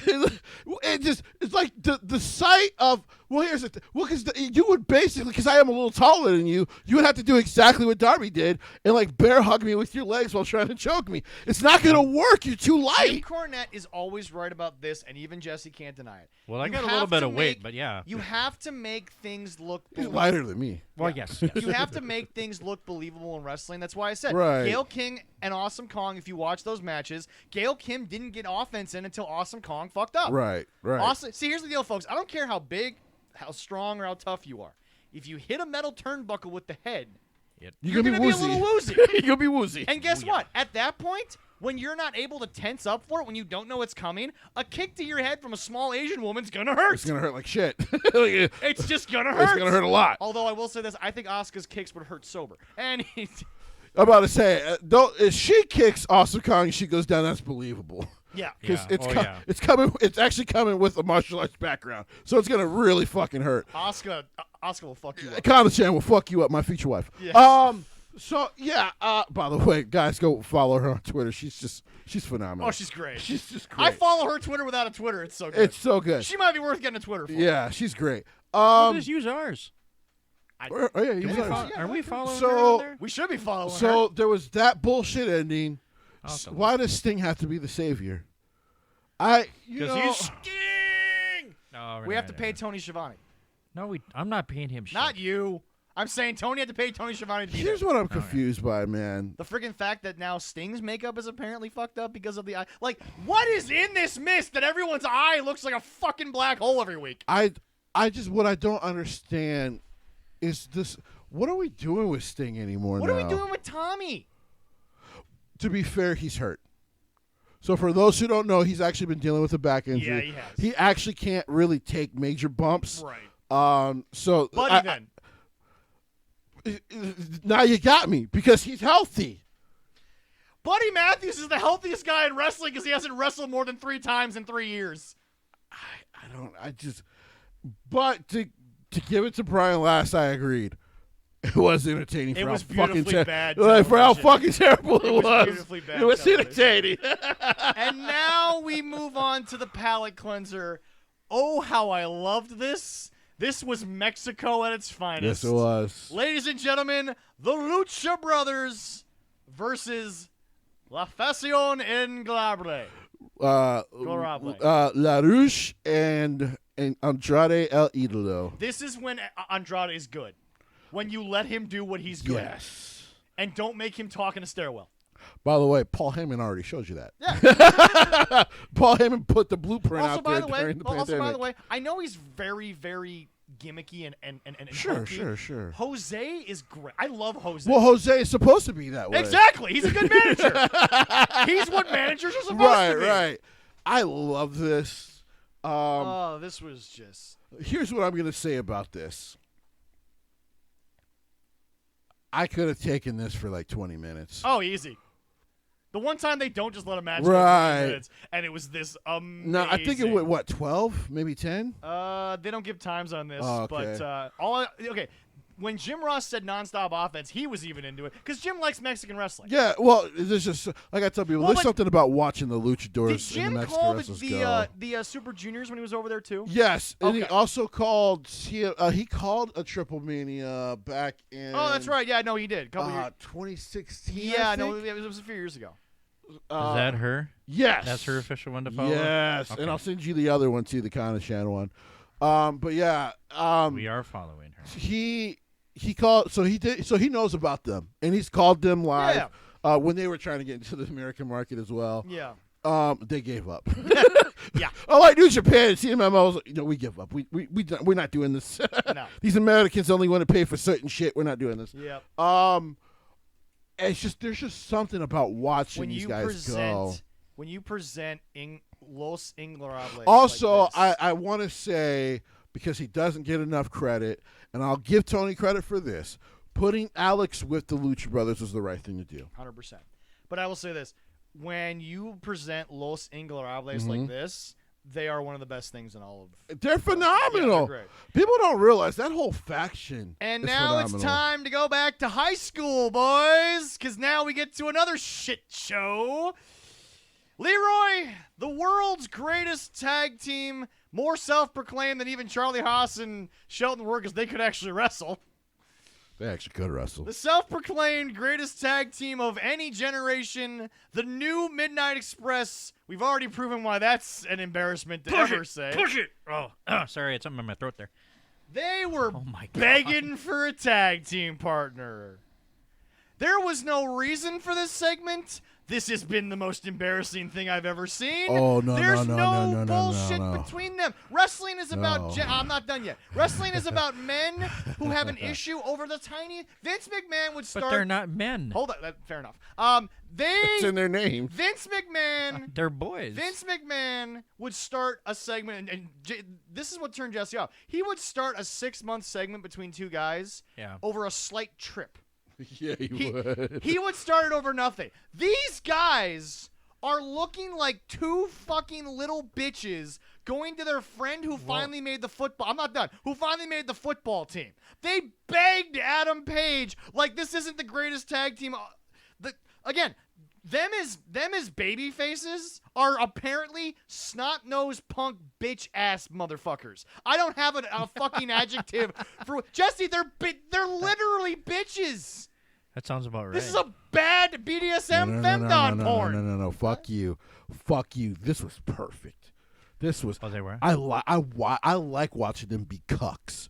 This was fucking phenomenal. And then to watch Hangman turn them down and watch their penises get even smaller. Oh my God.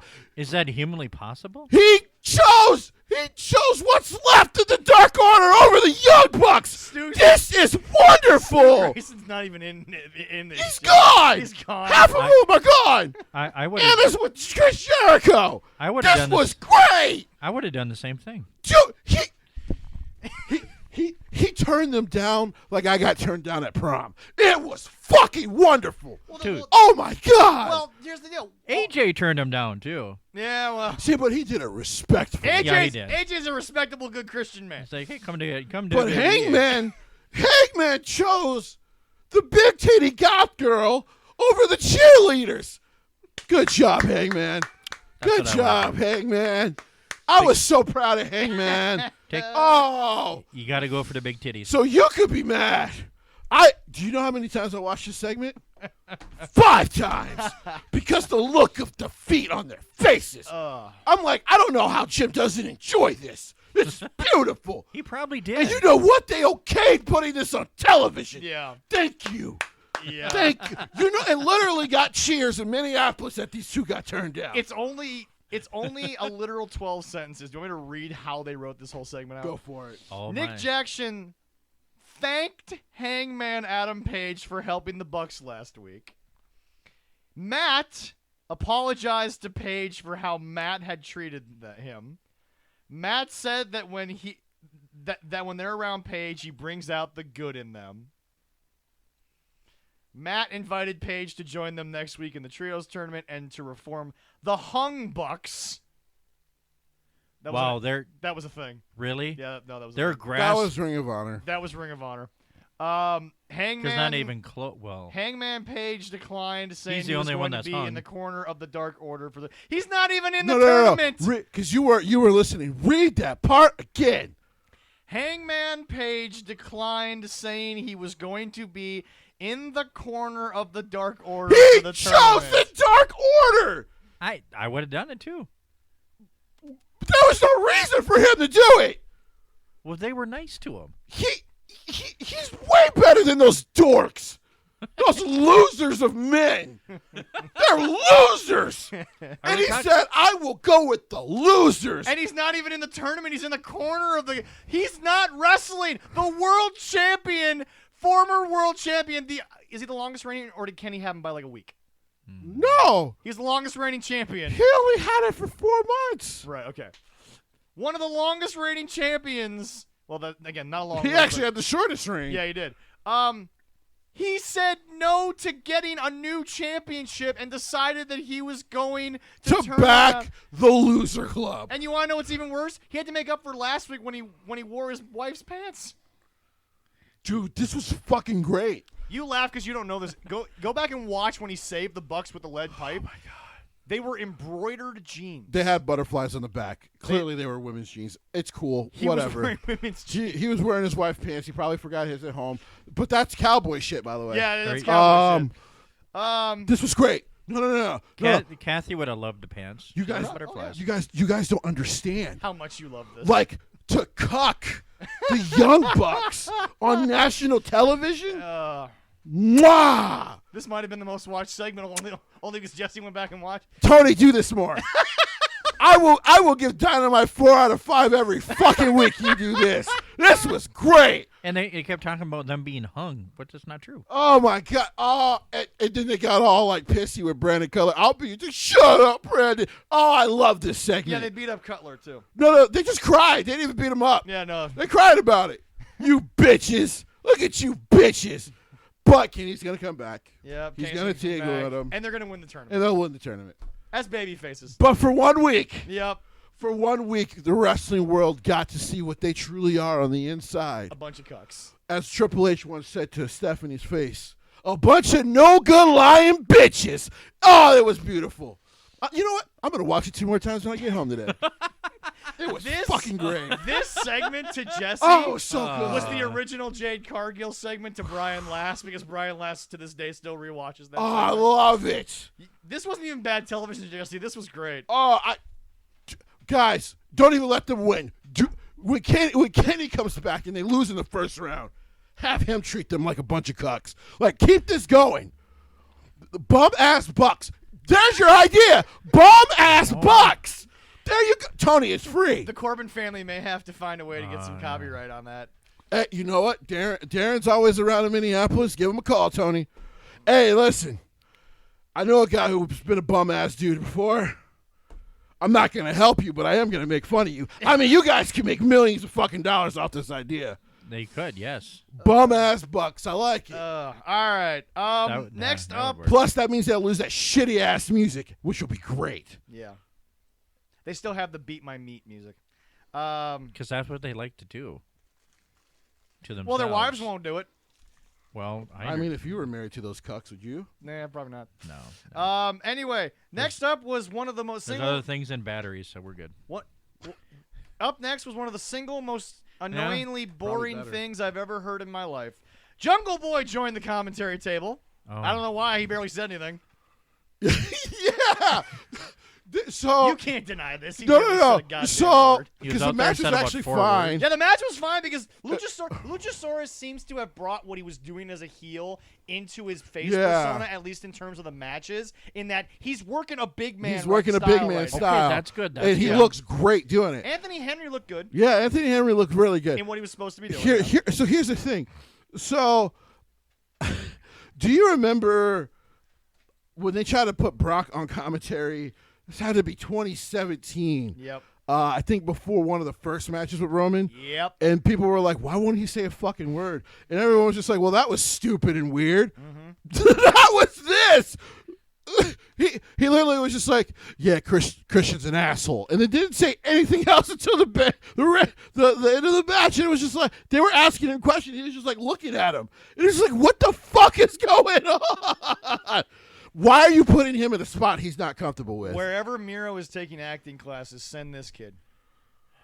Hey, you know what? His dad had connections. Yeah. God rest Luke's soul. Yep. But call Luke's agents. Yep. Because you need them. Definitely. And then Christian Cage was backstage. He began to insult Jungle Boy. Jungle Boy headed back there. Luchasaurus showed up and he threw. So the good guy dinosaur threw the official security guards everywhere and headbutted Pat Buck, who's an AEW official. On accident. On accident, but still, this is what the babyface dinosaur is. Here's the thing, though. He's supposed to be the monster dinosaur, though. That's fair. So I don't mind him being this violent if he's the monster, even if he's a babyface. That is, like I said, that's one thing me and Jim have always disagreed on. If a monster's a monster, whether they're babyface or heel, it should still be a monster regardless. Yeah. That's why I had no problem when Braun was a babyface but still destroying people. Because like he's still a monster, you still have to project that. Right. But now we get to the good I part. will say this. Yeah. And what really saved that part of the segment for me. Pat Buck overselling that fucking headbutt. Dude, All day long. He barely fucking loved at you, dude. Yeah. You want to, Rock selling the stunner was basically dude. Pat Buck. Dude, was so, that good? Yeah, so he great. barely got this close to the headbutt. This motherfucker hit 7 flips. Yep. He cried for a second. Why would you do that? It was wonderful. And now, surprisingly, we get to 2 very good segments in a row on Dynamite. Holy shit. I'm not even going to talk about this. Jesse, you go right ahead. But Miro having words for the house. This was so good. So they have him set up in a darkened room. Clearly, he's going to have some makeup on one side of his face because they all do after getting sprayed in the face for some reason. Yeah. So that's why I said Sting. So Sting just had to do less makeup work. I guess. Yeah. But the promo was really good. So, because he's talking about, hey, you guys tried to turn me against my God. You tried to make me join you. Julia kind of comes out of nowhere and goes, well, This actually made me pop a little right. bit. I was like, I did not expect. I wasn't expecting her to show up. He has never had anyone else in right. these segments. It's usually just been him. It's just been him. And so she touches his face as she's like convincing him, like, then maybe you should join. You should join us. The House of Black. And then he says, and that's when you know that these two are going to fight at some point. He says, only one woman can touch me, and you are not that woman. And then he turns around and he walks out of shot. And before we move on, it was so fucking good. And before we move on, though, we're just going to segue. Jesse, you had some words for anal last week. What do you got for us? You wanted to get on this woman a little bit. C.J. Perry. And not in a good way. Try to keep it a little short. We got a few more things to get to today. I understand that you are supposed to be trying to remake your career in whatever you're trying to do. Mm-hmm. But let me joker this for you. No one gives a shit about you unless you are naked. No one cares. No one cares. We started to love you with the Nia Jax stuff. Yeah. You should have stuck with it. It was working. Yep. It went a little too long. That was too many tables. Okay. It was like 9. It was like 10 or some shit. Yeah. But now you're coming up with nefarious stories no one can confirm. Yep. It's getting stupid. Yep. And you're putting your husband in really because now he's got to talk about this shit again. Yep. Let it go. Well, that's the other thing that we have to be very clear, and we're not going to sit here and go down the list because the list is getting way too long. It's getting way too long. Jesse, no one's backing these up. No. And the one story that has been confirmed was her trying to put a bad spin on Roman nixing the table spot. He should have. He's a goddamn star. Because the table break should have been for him. Right. The guy who's actually moving the needle. The guy that's actually trying here. Correct. So, no. Absolutely no. correct. The only confirmed story is literally Roman said no to you doing something you'd already done 7 times. And literally, he didn't even say it to you. He said it to his cousin because apparently, according to more people backstage, She said nothing the whole time. She was very timid. Yeah. So, But yet she's the one telling the story, not Nia Jax. just saying. Yeah. Anyway, now we get to, again, okay, this. By the way, notice how no one has signed you, Lana. Just saying. Nobody wants to. Just get naked. They and paid for whatever. Sasha Banks. It's incredible. They paid $30,000 for Sasha Banks. It's incredible how much more toxic than Tulsa Blanchard you seem. I think I would back off if I were you. Yeah. Next up, I love this because this is exactly what they should have been doing a long fucking time ago. Mark Henry tried to interview Hobbs, and it took about 35 milliseconds before QT walked in. And Hobbs just straight up rejected them and walked off. And I loved this line, Jesse. I don't know about you. Don't let your problem become my problem. Dude, this guy gets wrestling. I love Powerhouse It was Hobbs. such a badass line. It Like, was so good. It was so good. Because then what happens next is the former tag team partners, Aaron Solo and Ricky Starks, had too short of a match, but a good match. Too short, but good. And then, because they're all trying, they're still trying to do this breakup of Team Taz stuff. Yeah. Even though we don't see Hook until Fridays. Yeah. But it's That's his show, man. Yeah, but he came to Dynamite for like 2 weeks. People loved it. Now he's back on Rampage. right. So I like the story. I do want to see the match between these two. So Hey, in that sense, I Is congratulate Mox them. bleeding already? Not yet. We're getting there. We're getting there. I thought he Next already up, pre-bleeding. next I thought up, he would be doing how that. to you waste probably pre-cut it. how to waste one of the greatest black African American wrestlers of all time. Put A him in great- AEW. A great worker. Yeah, that'll Sorry. A great worker / producer in Sanjay Dutt, and some guy who was too green for WWE. That's true. We, ladies and gentlemen, boys and girls, competing for the second most A, we don't give a shit, B, longest running things that we don't give a shit about behind Jericho and Eddie Kingston. Yes, that's still going. Don't tell me it's not. Sanjay says they weren't done with Wardlow. Please be done with Wardlow. Please be done with Wardlow. He's just gonna kill him. That's He all. fucking beat him. Yep. Clean. He got hit in the head. That's probably why he's Guys, as much as I hear from the stands that this is all, AEW is better than WWE in his booking, this feels very much like old school Vince fucking booking with the two idiots. Yeah. He beat him clean. Yeah. What are you? There was no You had 2 heel manager guys to create controversy for a rematch, and you got nothing. Because remember, Jesse, wrestling has always been a thing where you build your stories off of clean victories. Right. Because that's exactly how the Freebirds faced off against everybody. That's exactly how the Freebirds kept those belts. Right. That's exactly how the Rock and Roll Midnight Express. Every match was a clean win when Rock and Roll faced the Midnight. Yeah, exactly. That's how that worked. Right. And by the way, I use those examples because those were some of the greatest angles you ever saw in wrestling. Oh yeah. Also, again, Wardlow, I get it. He's a meathead, but does he have to literally just sound like a meathead every single week? Unfortunately, yes. He comes out, storms out onto the ramp. Well, he didn't come all the way down. No, storms out onto the ramp. You want another shot at this? You got it. Because once again, for the first time in wrestling history, we're in a company that doesn't realize the babyface is supposed to be smarter than the heel. That's right. That's one of the basics of wrestling Right. school. You want it? You got it. But tonight, I'm whooping all 3 of your asses. So it's not tonight. When the babyface normally wants the match, which is right here, right now, in front of this great crowd, because that's how you get a cheap pop. Right. Again, Wrestling School 101 is so Right. fucking missed in this shit. And nothing. Oh yeah, FTR's back. And the Pinnacle was mentioned for the first fucking time in God knows how long. Like 8 months. And I was like, no, it's not, because MJF is not here and Sean Spears is doing the only thing that Jesse thinks he's useful for, which is stay-at-home dad. Being a good stay-at-home Stay-at-home dad. dad. There we go. Go get a regular job. This segment had so little heat it needed what, Jesse? Haitian Heat, brought to you by Al Sands. Haitian Heat, produced right here in the Twin Ports. All See, I lost. I was doing good, and I was good, and I was going to comment on the match. Haitian Heat is brought to you with all natural ingredients for 5 hot sauces and 2 barbecue sauces. I gotta keep you on your toes somehow. Remember, Facebook.com/Haitian Heat.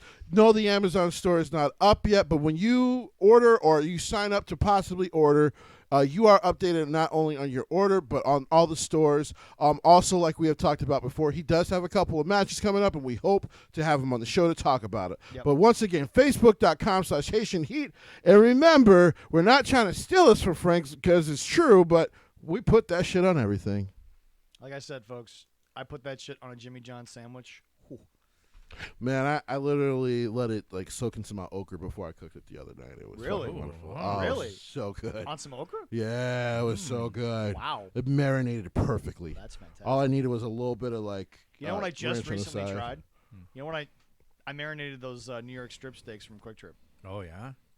which are actually really good for the price. They're a Oh, decent. I haven't cut. tried it yet. I haven't been to a Quick Trip in a minute. It's a decent cut of New York strip. What the hell's wrong with you? But anyway, Broke, nigga. I understand.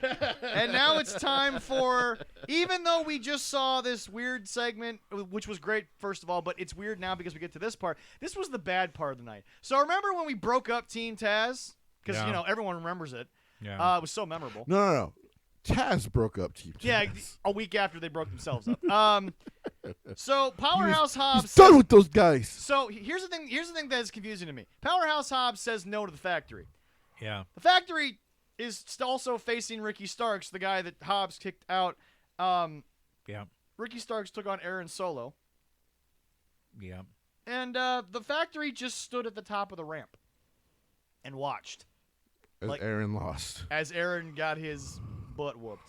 Then he demanded Nick Camarado, who Jesse thinks will be in WWE in about 3 years. Probably. Into the ring. Starks planted Nick with a spine buster. By the way, pause. Don't tell me, Tony Khan, you don't watch WWE. This is Because he's literally just trying to remake the Tony. What's Tony's last name in NXT? D'Angelo. Tony Yeah. D'Angelo. He's literally just trying to remake the whole Tony D'Angelo thing. Yeah. Because he's got a fucking Nick Camarado dressing like him. Which is funny. They signed the kid who got kicked out. kicked out of for the WWE, wellness policy. who was in the group, Yep. and now fucking QT Marshall is acting like a mob boss. Yeah. What the fuck is going on here? Backstage, Powerhouse Hobbs smashed the TV. He got some more good coke. Well. Also, I don't know what this was, but apparently we're building Starks versus Hobbs using the factory. And I guess that means that the way Tony books, they're going to come back to reunite to be a tag team for one night, even though they haven't had the one-on-one match yet. And, the 4 years in between them teaming that makes the pop when they come back, Tony. Right. Powerhouse Hobbs smashed the TV, upset that Starks picked up the win. This was all after the placenta of the match. This couldn't have happened before. No, This that'd be couldn't have happened illogical. after they raised the hand of Ricky Starks. This was after all the other stuff. Yeah. It's not logical, that's why. And now it's time for how quickly can you say I'm that bitch? But I This will bitch. say, Ricky still looks like a star. Ricky Starks is a star. And that's the main point of this whole thing, is to make Yeah. sure he continues to look like a star. And now it's time for how quickly can I say I'm that bitch? I run this shit, bitch ass shit, fuck shit. Excuse me. Tony cut the shit. Yep. Took a shit? I took a shit. I did take a shit during Yeah, this. I probably it's- am. nobody. This is probably why they didn't hit 1 million. Which is sad because Madison Rain was in it. Because She's everybody great. was pooping. Uh, I do like that. 36-0. It only got one fucking break. Yeah. Like it went through one commercial break. Yep.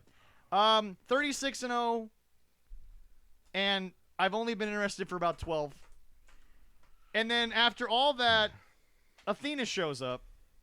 Now this was the fun part because Well, she's fun. you have no fucking choice what to give her the title shot now. Yeah. Because Chris Statlander's hurt. Yeah. By the way, quick question, because Jesse, again, I left the room, but I saw a still photo. Did Athena raise the belt? Yeah. So we're pulling a Vince now. Yeah. Okay. Duh. I just want to be clear. But I do love Athena, and I think she actually is going to take this title off She of her. needs to. This Yeah. title's fucking meaningless. Yeah. The same person for so long. Yeah, it just doesn't work. Tony Schiavone was backstage. Ooh. In again a pre-tape because Tony can't move this week. It's all. By the way, I do want to say to our viewers, I actually liked the match. Yeah. I was kidding about the taking a shit. I did watch the match. I was personally disgusted because I'm like, we still treat the women's division this fucking badly on AEW, and then he has the worst fucking excuse. Well, I can't put everything on a 2-hour show. And I get that, but make it fucking work better, Tony. You're almost 4 years in. Yeah. Tony Schiavone was backstage with Thunderstorm, which is 2 people, by the way. Who gives a shit? Yeah, I know. Schiavone said As you Chris say, I Statlander like was that injured. care. Tony said her main goal was to be the AEW Women's World Champion. Thunder Rosa said they'd talk about it some other time. That was it. That was the segment. We mentioned that Chris Statlander's hurt. Tony Storm says her main goal is to be the champion. The champion's standing next to her. Thunder Rosa says we'll get to that at a different time. That's the end of the segment. No, that was bullshit. Wow. It was bullshit. That was it. I don't have anything more. It's 4 fucking sentences on their own website. So once again, he put the women back to back for no good fucking reason. Well, Jesse, because he has to get them on the show. Give them their 5 minutes and then be on with the rest of the stuff. But he's going to create a TV show just for the women wrestlers. Well, he doesn't have all the. Congratulations, Jesse. He Guess doesn't what? have. I'm announcing this right now, and I don't give a fuck. I don't give a fuck if I'm outvoted. Your punishment is you're gonna have to watch all Elite Women if it's a thing. You know what? I'll happily do it. Okay. You want to know why? You like bad television. Well, the divisions isn't bad. We just don't see them. Yeah, it's true. Well, is it going to be are they going to put them on TV or are they going to put them on YouTube? They'll probably end up fucking putting it on YouTube It'll because probably they're be assholes. YouTube. Yeah, it'll And probably then be nobody YouTube. will watch it. Yep. Except guys like me who are just addicted to pro wrestling. Man, I watch MLW every week. True. I'm one of 86,000 people that watch it. I try to catch as much as I can. Yeah, and it's great, but I'm just saying, like, that's how much I love pro wrestling. Yeah. I watch Warriors, which is great, Yeah. by the way. Oh, yeah, it was Oh, But yeah. I watch MAW Warriors every Saturday night because I love pro wrestling. And now it's time for welcome to everyone's favorites, the midlife crisis of one Chris Jericho, as we relive not the Super Junior Carp of the good old days, but the second Super Junior. That was the part nobody wanted to talk about. The version of Chris Jericho that Moxley asked for was the second Super Junior Cup, not the first one, which was great. By the way, that was great. Which was great, by the way. Jericho was good in that. Yeah. The second one was a bit. Well, young Chris Jericho was really good. Yeah. Moxley Then bled. they get old. Moxley bled. I don't Moxley know who won. this guy It was a is. bad. It was a bad. How long did it take him to bleed? 10 minutes, maybe? Pretty sure Jericho hit him with No. a knee. in that You know what's match. stupid? So it started when I barely watched this because I'm going to be honest with you. Everything with Jon Moxley devolves into not even a good brawl. It just devolves into a bloody fucking mess. I'm sorry, John. I know you're worth the money for what you do, and I liked you in GCW because it's fucking GCW. I loved him in New Japan. New Japan, you're great. But this... That's a different place, Dude, a different style. You got to dude, do it. Dude, this isn't even the best version of you because it just gets blah. Yeah, it does. This literally just gets, what the fuck am I doing watching? Once again, though, I'm positive on this. You want to know why I'm positive on this? Okay. Because Tony Khan's test results came back? Well, that's for cocaine. That's fair. But Them are definitely positive. but I'm positive on this because me and Brian last once again agree. Sometimes bad television just works. Now, I won't help you get viewers No. because I'm an asshole. And if it's terrible, I'll watch it. Yep. I'm used to watching the Knicks and the Jets for a living. But the only This good is part true. about it is if we talk about it. So, That's a good part to you? Damn. number one, the blood started when Jericho ripped out the earring. That's when it started. Right. So the blood didn't even start from the head. It started from the ear. Yep. 2, And Jericho can't hang no more. Jericho can go out there, and you know what? We're going to send this fucking clip to him 2 hours and 30 minutes in. I'm going to send this to Talk is Jericho. Okay. You can't fucking go anymore.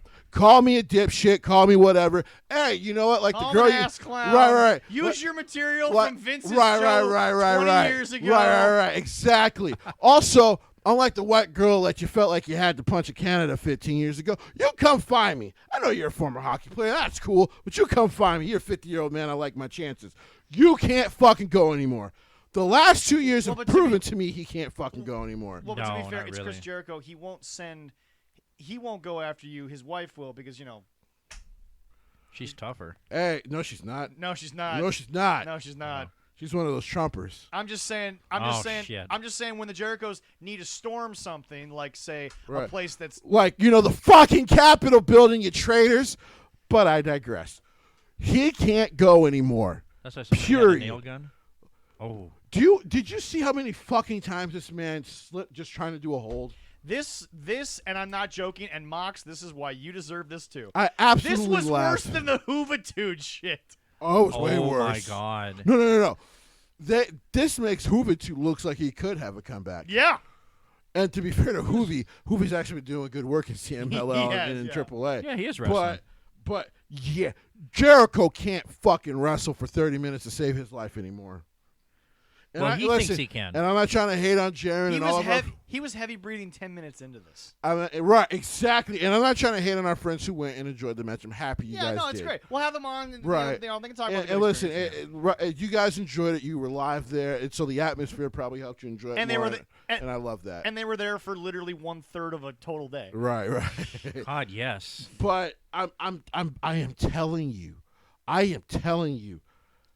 all the shit we've had talked about Goldberg and his bullshit.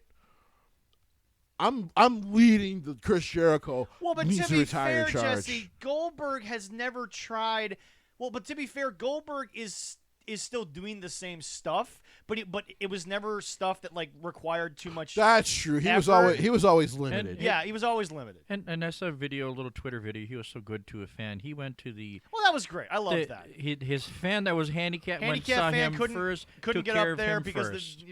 because of issues with the ramp, and Bill walked right to him. But I will never say Bill isn't a good guy. No, Wrestling, not too great. I will never say Bill's not a good guy when it comes to his fans. yeah, Let me make that clear. yeah. But Chris Jericho is a fucking joke. And then Moxley. So this is all we're doing. We just gonna devolve into just bloody bullshit every week. He's a better wrestler than this. He's better on Bloodsport. He's better in GCW, which not a lot of people actually fucking watch. They were my company of the year for a goddamn reason. I Congrats to the Briscoes, by the way. Yeah, congrats to the Once again, the Briscoes. GCW champions. looks like we're getting Yeah, one more Moxley Nick Gage match because Nick is like he's gonna retire as well here at the end of the year. Yep. Yeah. It sounds like though he's gonna work backstage with GCW, Which and is I'm cool fine. with that. Yeah. Yeah. I A lot actually- easier. I got a lot of respect for Nick Gage after seeing that stuff. Mm-hmm. But yeah, I also love what he said to Domino's. That was hilarious. that shit was great. But I've seen his work in New Japan, and I know that was when he was still drinking and stuff. Can I just point this out? This match, if you're talking to your boy Zaslav with the axe, I just want to point something out.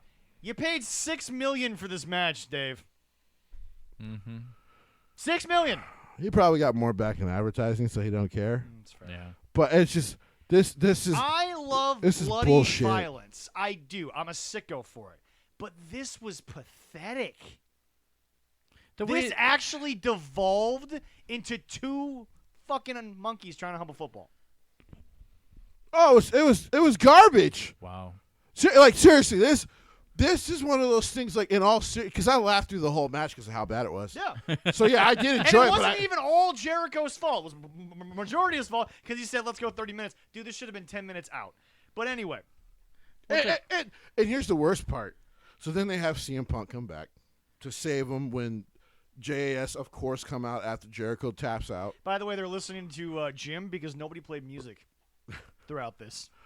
Oh, They're really? They're listening. There was... You never heard Cult of Personality. It did. Punk just came down the ramp. Actually, no, it did come on. That's how. Did it come on? Yeah, it did. Okay. They did the Videotron and everything, Okay. which is why the crowd was singing it. Then maybe I was watching a video that didn't have royalty-free abilities. Probably. what I Yeah, watched. maybe. So he comes out, gets the hugest pop of the night. Of course he would. He's Well, CM Punk. no, you're right because I watched Hulu afterwards. Yeah. Yeah. Okay. And Well, he's close to Chicago, so he's he get a pop. I saves. work late on Wednesdays. I can't watch Well, this live. Minnesota just loves wrestling. We do. Oh, yes. Like We do. Minnesotans just love it. We'll show the fuck up for When pro you wrestling. go to the Midwest, you will find a good wrestling audience. Yeah. I don't think this would have been that big if you were on the East Coast. if you were on the- Right. and- No. Okay, before you keep going, Jesse, and I know we have to, wrap a few things up here. I am done talking about Arthur Ashe versus Clash of the Castle. I'm done. There's no comparison. Somebody's trying to compare And that. you're from there. I know. It's not a comparison. One does 20,000. One is going to do 70,000 seats. And even if they don't sell, well, no. What I'm going to laugh at is they're going to do what they did in Nashville, and they're going to block off probably 10,000 seats because it's a 70,000 person arena. They still sold 65. I got a Castle? feeling. I got a feeling The Castle's up to 65,000. I got a feeling what they're going to do is they're just going to lessen the rest of the tickets so people can just get it. Which, by the way, it's the UK late on Saturday. Right. They'll do it. They'll be there. Oh, that place is going to be Ain't no packed. soccer that fucking day, so they'll be there. Well, not only that, Jesse, somebody in the tip of the north of Scotland could say, I'm going to go grab one of the final tickets in fucking Cardiff that day. Right. Be there in an hour. Right. Or 2 hours or whatever the trip is. But yeah. Yeah. They can walk there, for fucking sake. Because also there's right now a strong thought that Drew's going to win the titles. So with that, listen. They're just sitting there going, oh, my God, I got nothing to do. Let's get some fucking tickets. So, yeah, as far as like the To be comparison. fair, Scottish people never have nothing to do because they like to drink.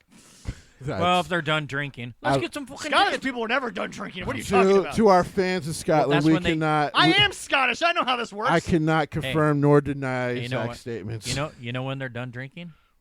When they pass out. Nah, even then we're just Pat. We're just Pat McAfee. To and our shit. 5 friends in Scotland. Jesse, this freaking part of this country, they're famous for a dish called bubble and squeak. You think that was done sober? I just listen. Bubble and squeak? It's like blowing bubbles and playing with a mouse. No. Bubble and squeak is actually phenomenal because basically what it is you take a bunch of the leftovers and you basically create like a sausage patty of vegetable leftovers. Bubble and squeak's amazing. I love bubble and squeak. Kind of like a hot dish or something? Basically, kind of, sort of.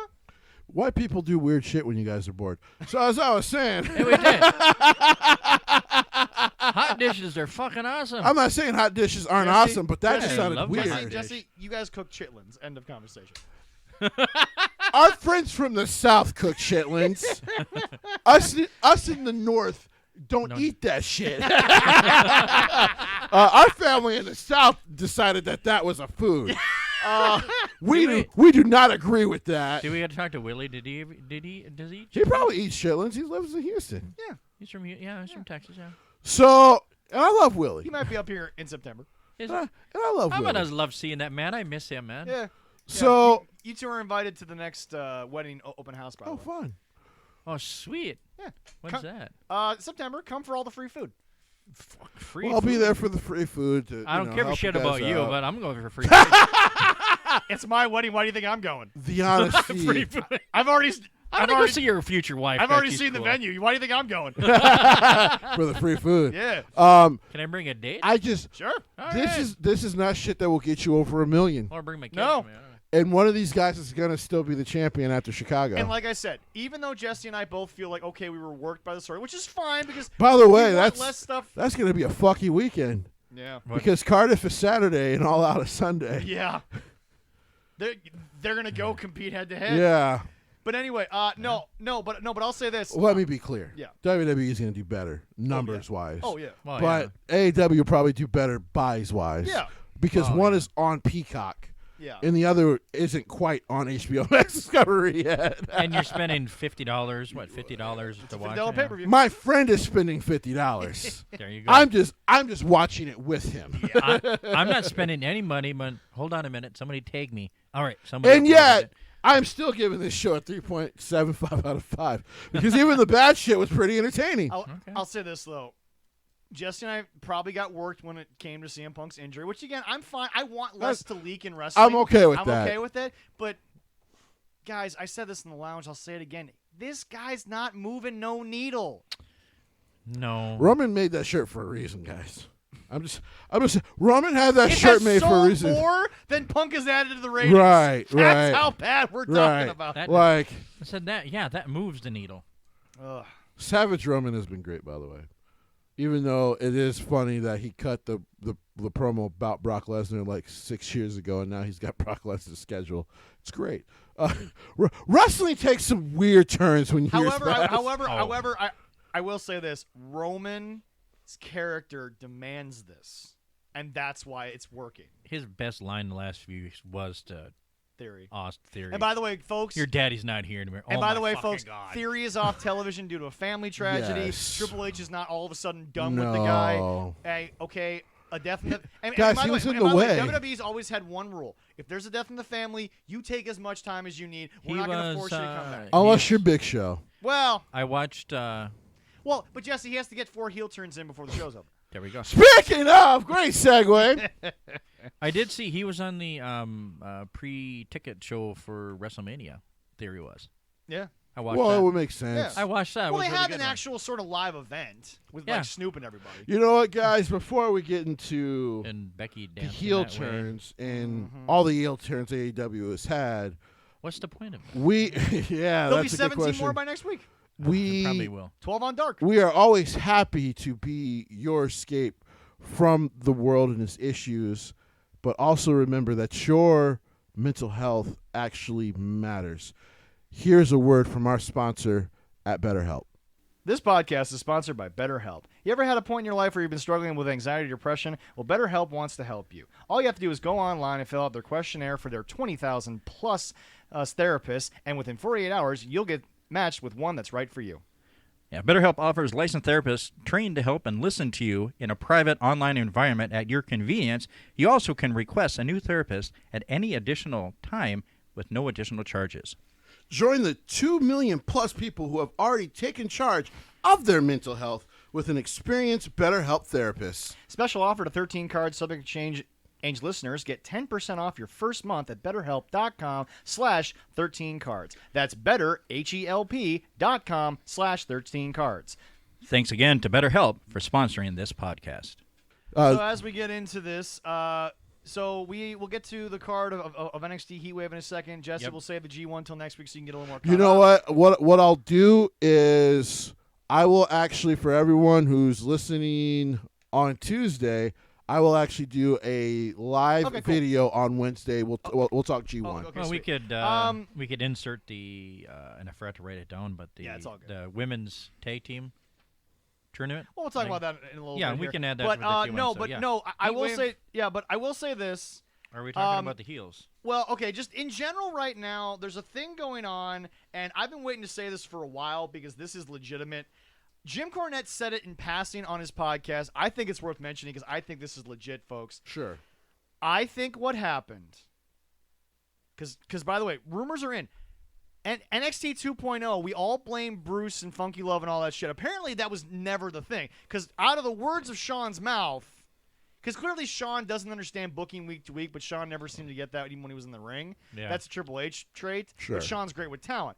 All that booking, all that, again, we liked it, but all the booking that people said was lackluster in 2.0, that was all Sean. And those guys, because Triple H was out. So, because he even said, Vince doesn't have time to watch NXT. So apparently Vince didn't actually pay attention. That was all Sean really not having, and also Hunter's been doing it for so long. Right. I think Sean could learn it at some point, but I think Sean was just trying to survive until Hunter got back. But what's interesting to me here, I think Triple H watched everyone get cut while he was sick. Yeah. Don't tell me Triple H. And beforehand. Well, that's true. Don't tell me that Triple H didn't send a few text messages that said, look, the old man's going through a mood, or he had information about the backstage. We don't know. I'm not here to speculate. But this part I think is 100% fact, but no one will ever say it. Triple H called and texted a bunch of people and said, just don't sign anything. Right. Go do your indie appearances, sign for a night, get some bills paid. Don't sign anything.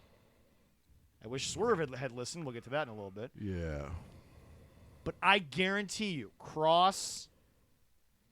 the list goes on.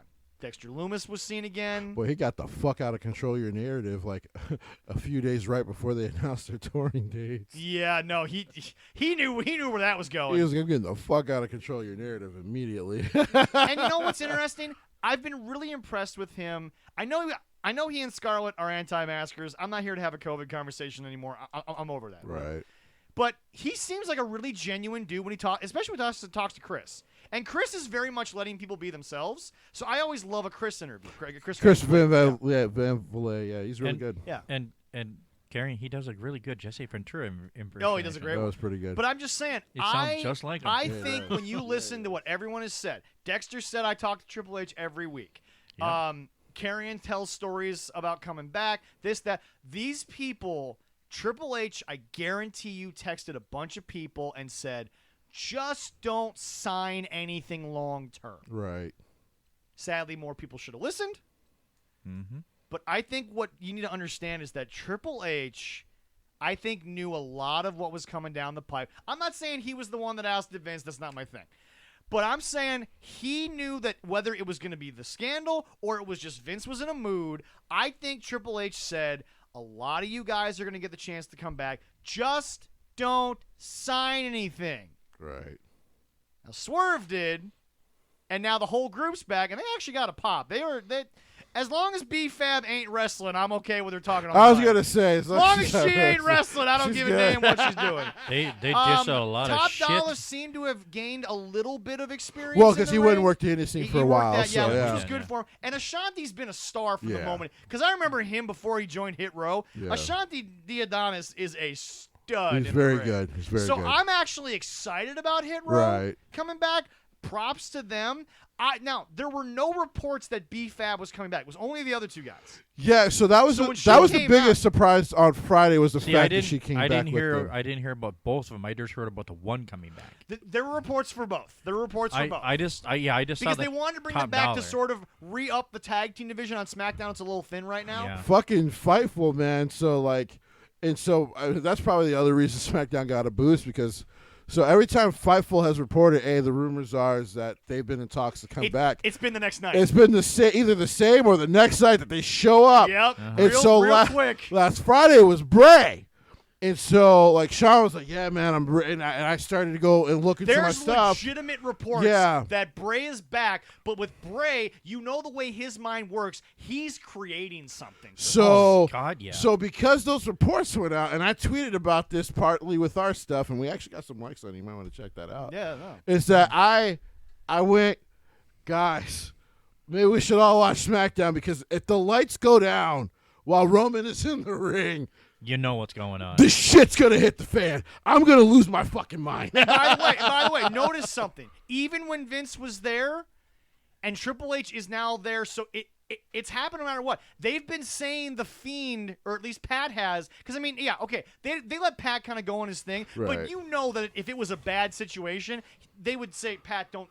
Well, and like he said, every now and then they were in my ear about certain things I cannot say. He's admitted that on his show. And that was Vince in the past. Yeah. Triple H apparently really says nothing. He just kind of guides the story. I feel like Hunter's too busy talking to how he wants production Right. done to worry about what's in the ear of everybody Right, else. right. And by the way, Michael Cole, with or without Vince, he's a professional. He's never going to 25 years. A guy can fucking do it. He can. He's never going to lead you astray. He's never going to do something that's going Right. to have a problem later on. Mauro Ranallo's not coming back because, folks, remember, he left for personal reasons Right. that had Yeah. nothing. And again, the whole JBL thing was all bullshit. We learned that. Also, the fact that I think he is signed with a company, I think a boxing company to do matches. But no. If Bray comes back, if that is official and we find there is now so much intrigue when it comes to Cardiff. Because there's that's so probably, much intrigue around the Fiend that, like, at this point, they'd be idiots to not say, "Yo, dude, we got to do this. Right. We just have to." Right. And I still think. Because by the way, when Tony is backed up against a wall, he signs a guy quick. Yeah. I don't think that Bray's talking to Tony. I don't think Tony can make an offer right now. Well, I think there was an offer. So, like I said, from what I had heard, there was an offer made. Bray did not that was like back at the it. Halloween. Yeah, timeline. because it was basically even less than what Vince was offering in the comeback, which was even less than what he was already making. Right. So Bray actually might be the first since Brock and Roman to make $5 million in WWE here. Which, by the way, for what Triple H can get out of him, he's well worth that. Well, as Triple H said when he was still in the company, so people forget they were circling the warehouse and all the Fiend stuff was there, and he was like, "You guys don't understand, this guy's genius." When he first brought this idea to everyone, we all thought, how in the hell do you put a child serial killer on television? But Bray was so smart in the way he did it, Yeah. and the willingness to conform some stuff to Vince's liking. It was a flawless transition Yeah. every time. And it just worked, and the merchandise popped immediately. Allison bought the doll. Okay, yeah, Eben has one, Yeah. and both my kids are hooked Yeah. on him. People love that When- character. So- when I told Eben that So what? But he may be coming back soon, But you Eben know was what's like, also really yeah. Yeah. interesting? Carrion comes back, beats up Drew. Yeah. What's the first thing you do? First of all, you put Scarlett back in something that actually makes sense. Right. Yes. It was a weird comeback thing. And Allison being the woman in my life, she said it didn't accentuate her well enough. It just made him look like a gimp when, one, he didn't have her, and then two, they put the helmet on him. It just made no fucking Yeah. sense. But no. So now I'm on the current timeline. Yeah. Okay. So he comes back. He's got Scarlett. The first promo is exactly what you should have done. He shouldn't wrestle yet. No. No. You don't just put the guy in a match. He comes back, cuts a good promo. He's stalking Bray, Drew. He might stalk Bray at some point. Who knows? It's just Triple H. It's the Wild West right now in the fucking WWE. It's great. But let me tell you something. So back to our point. WWE signs a guy versus AEW signs a guy. It's actually moving the needle. Yeah. It's actually like contributing to something. This is the way it should be. I mean, it's just at the beginning with Triple H. Oh yeah. You know, it Well, could change. Jesse said it. You bring him back, you pop a number, but then You use 'em. we actually believe in what Triple H is going to do with them long term. Monday night was the most genius one yet, though. And yeah. Was Go So ahead. on Dexter? Monday Night Raw, Yep.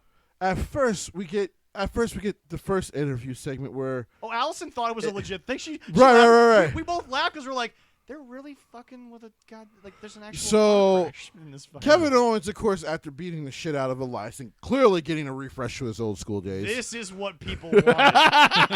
Kill Owens, kill. Kill Owens, coming kill. soon to a theater near you. So he's back, but he's doing a quick interview. But you can see Dewdrop and Nikki Ash and some other people are staring at this car that's been crashed. Yeah. So the talent's confused. So at first you're going, I'm watching the TV. At first I'm like, man, Cleveland's fucking wild. Somebody to crash a car and shit. Like, Yeah. what the fuck's going on? Yeah. Well, hey, Cleveland rocks. Rocked right into a thing. And so, another interview comes up Cleveland's later. too tense. Maybe they need some more massage therapy. Maybe. Oh, you said. Oh, Well, I think we have enough. Well, they have the national convention in town. 27's Oh, my enough. God. Okay.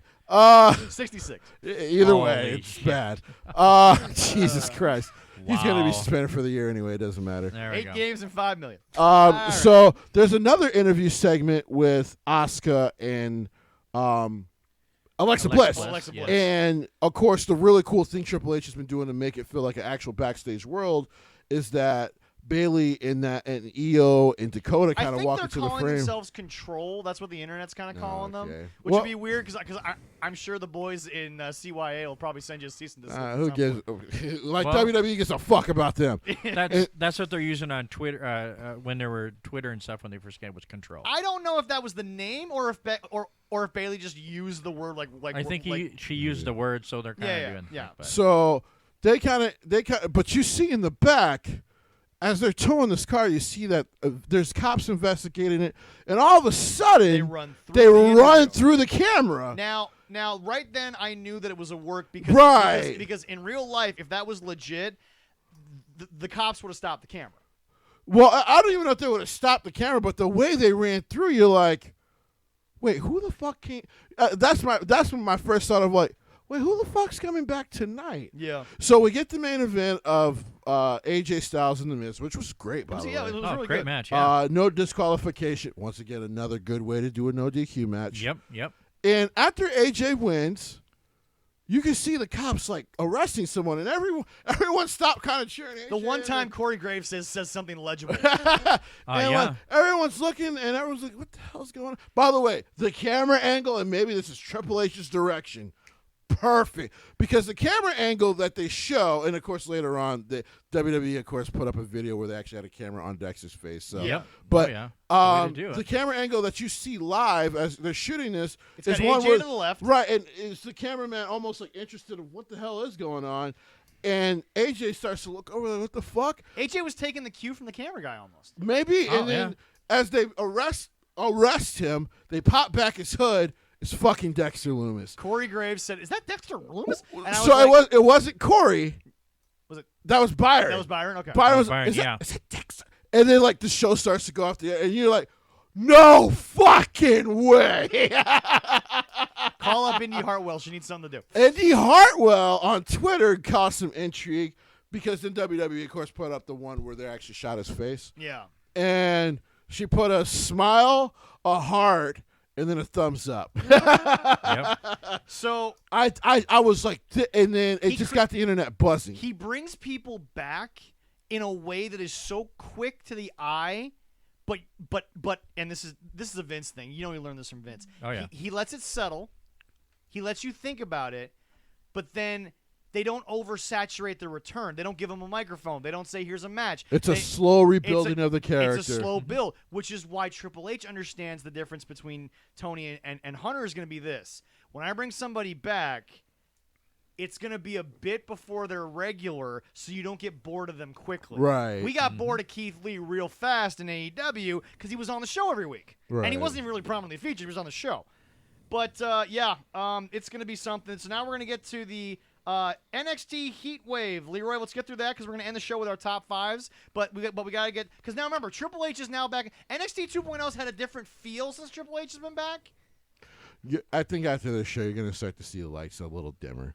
Now, like I said, it's not going back to the black and gold brand. No. But you're going to see the colors change a little bit because it is still way too fucking bright. Yeah. I agree. There we go. Okay, yeah, Heat Wave we got going here. Of course, we have the NXT Championship. It's going to be Braun Breaker against JD McDonough. Okay. That'll be a good match. Jesse, I know you wanted this to be the Irish Ace of old. No, actually, I don't care. But this is going good. Here's the thing. The worst thing to me, unfortunately, it's maybe I blame Sean. So in their last segment where Was that bad camera spot? Yeah. You saw him fucking bite the blood capsule, guys. I know NXT works on a little bit of a lower budget. Yeah. I respect that. Sean, I'm with it. I get it. Yeah. You can't show me. You know better, man. You can't show me that. Yeah. Because as soon as I see him chew, as Braun's coming out, I'm like, oh, so he's gonna bleed from the mouth at some point. Yeah. And that just fucked up the whole segment for me. Which is no, which is fair, but honestly, take that out. I've enjoyed JD speaking. Well, he's supposed to kind of be this psychopathic dude, and it works. Yeah. I don't. Like I said, I don't care about NXT UK stars being rebranded for an American audience. That's one thing I will give Vince, and I think Triple H will give Vince. Sometimes that's smart. Yeah. Because that audience might not watch NXT UK. Sadly, they're not. And so, they already knew Drew McIntyre because he had already been on the main roster before. Right, exactly. And when Drew tweeted, I swear, okay, if his old theme hits at Cardiff, we're all gonna you gonna feel that rumble back here in the States. It's gonna be Goddamn crazy. right. All right. That song was a banger. I still have it. Slow build song. So do I. Slow build of a song, but Yeah. once it hits, it hits. All right. Also, that we have the NXT Women's Champion Mandy Rose against Zoe Stark. I think Mandy's losing. I think. But this is interesting with her and our favorite Nikki Lyons in the Tag Team Champion tournament. Oh, they're getting beat in the first round. That's a The semifinals for the tournament are simple. It's gonna be Bailey's group versus Asuka and Bliss in the next round, and then the other side of the bracket. Who already won on that side of the bracket? Raquel and Rodriguez and Aaliyah. And Aaliyah, which, by the way, Aaliyah, it's weird to me. She looked a lot more comfortable this week than I think she's looked in a while. Because you let Raquel control the match. Exactly. Which is where Aaliyah needs to be right now. They're gonna drop it to who's all right. It's Sonya and Natalia. They're beating. No. One half of the Titty Sisters. Yeah, no. One half. The semifinals for. Sadly, this tournament is not the Heart Sisters. Yeah, I know. The Titty Sisters. Yeah. Sadly. That's all they post on Twitter. That's fair. Yeah. Sadly, this tournament are their titties. Yeah. This tournament. Their dad is a Hall of Famer. Yep. Titties. You got one more? Titties. Oh yeah, her husband was great. Yeah. Anyway, no. But the titties. All right, go ahead. Okay. But yeah, no. We don't plan these things. This tournament, sadly, I think is a really predictable semifinal. Yeah, it is. Yeah, we're gonna look at it, but I do Actually, but that is why I think they actually might fucking win. So there's a chance. I know this is crazy. There's a chance that they're gonna let Nikita and what will be the new NXT Women's Champions Zoe Stark get to the finals and lose. Okay. Because then that allows them to bring out Sasha and Naomi. So if it's a Nikita, possibility. if Nikita ends up live on the main roster by the end of the year, there'll be no working with Jesse. there will be not enough paper towels in the world. I mean, there will not be. I already fucked it up. All I'm saying is, So I'm never gonna go live with SmackDown is going to be very difficult to watch. Oh, there'll be some smacking. Oh, let's go SmackDown. I won't be. Oh, let's go SmackDown. All right. I won't be live with Jesse with that shit. Oh, I mean, geez. you can be live. Just shoot Jesse from the waist up. You just told right. The camera will With be in no the audio. face.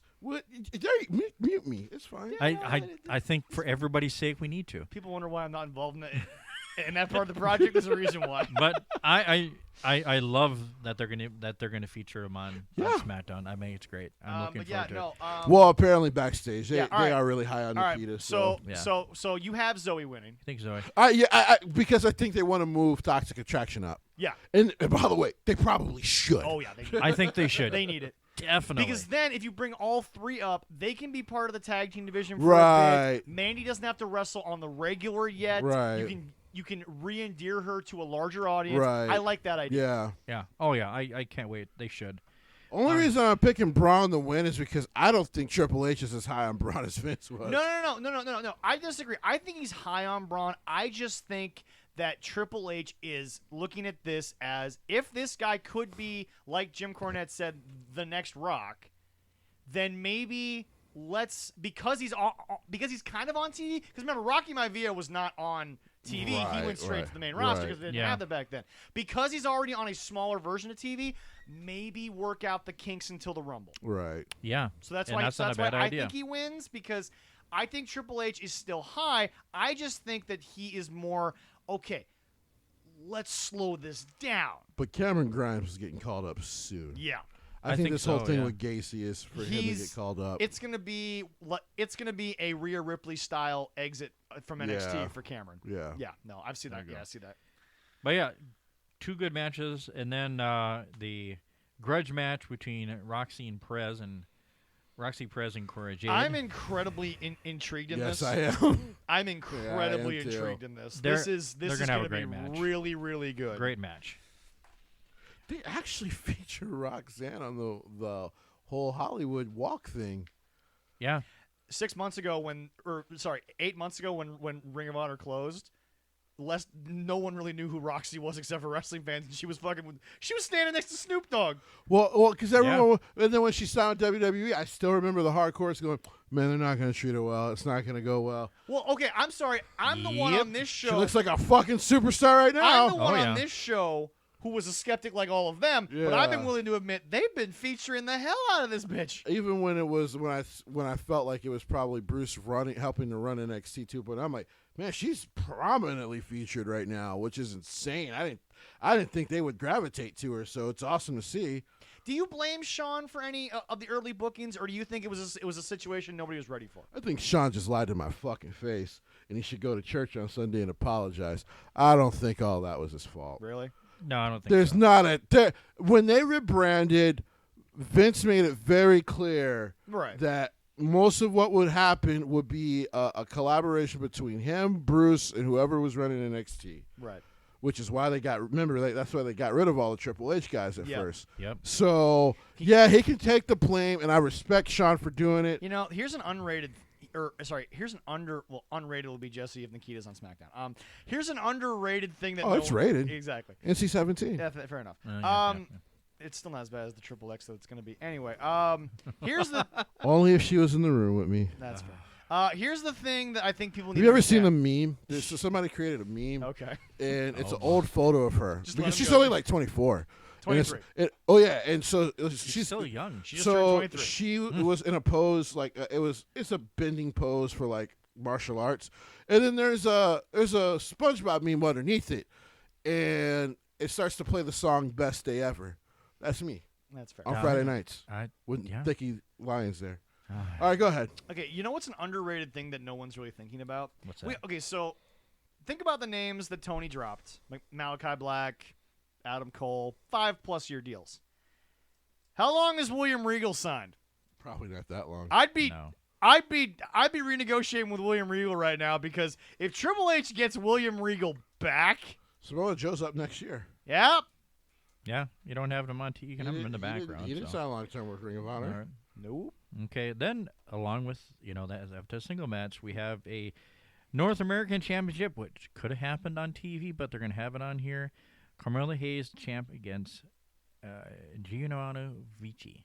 Anyone who thinks, and this is still a story, and I don't know why, listen to our show, and you'll stop thinking these crazy things. Yeah. Anyone that thinks that Carmelo Hayes is not going to be featured just because Triple H is now in charge, this mofo can go.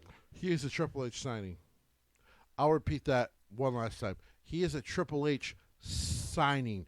Triple H went and got him from the Indies. He didn't come to WWE. No. So, of course, Triple H is insanely high on him. Is he winning on Wednesday? Yeah, Oh, Carmelo Tuesday? Hayes, they're going to run Carmelo Hayes for a little while longer, I think.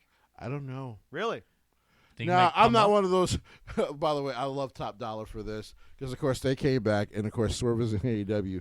And so, like, they were trying to link Hit Row with, like, every singles black Wrestler. Wrestler on they the were. fucking planet. Oh my God, Yeah. they And were. he was just like, guys, we're fine as a tag team with B-Fab. We don't need to feature every black fucking wrestler in the world. And even No Carmelo shit. Hayes is like, I'm not He- doing this. he's I'm like, dude, good. I'm good where I am. yeah. But I think they would probably see potential in bringing him up to SmackDown's mid card, Okay. and then starting to build him.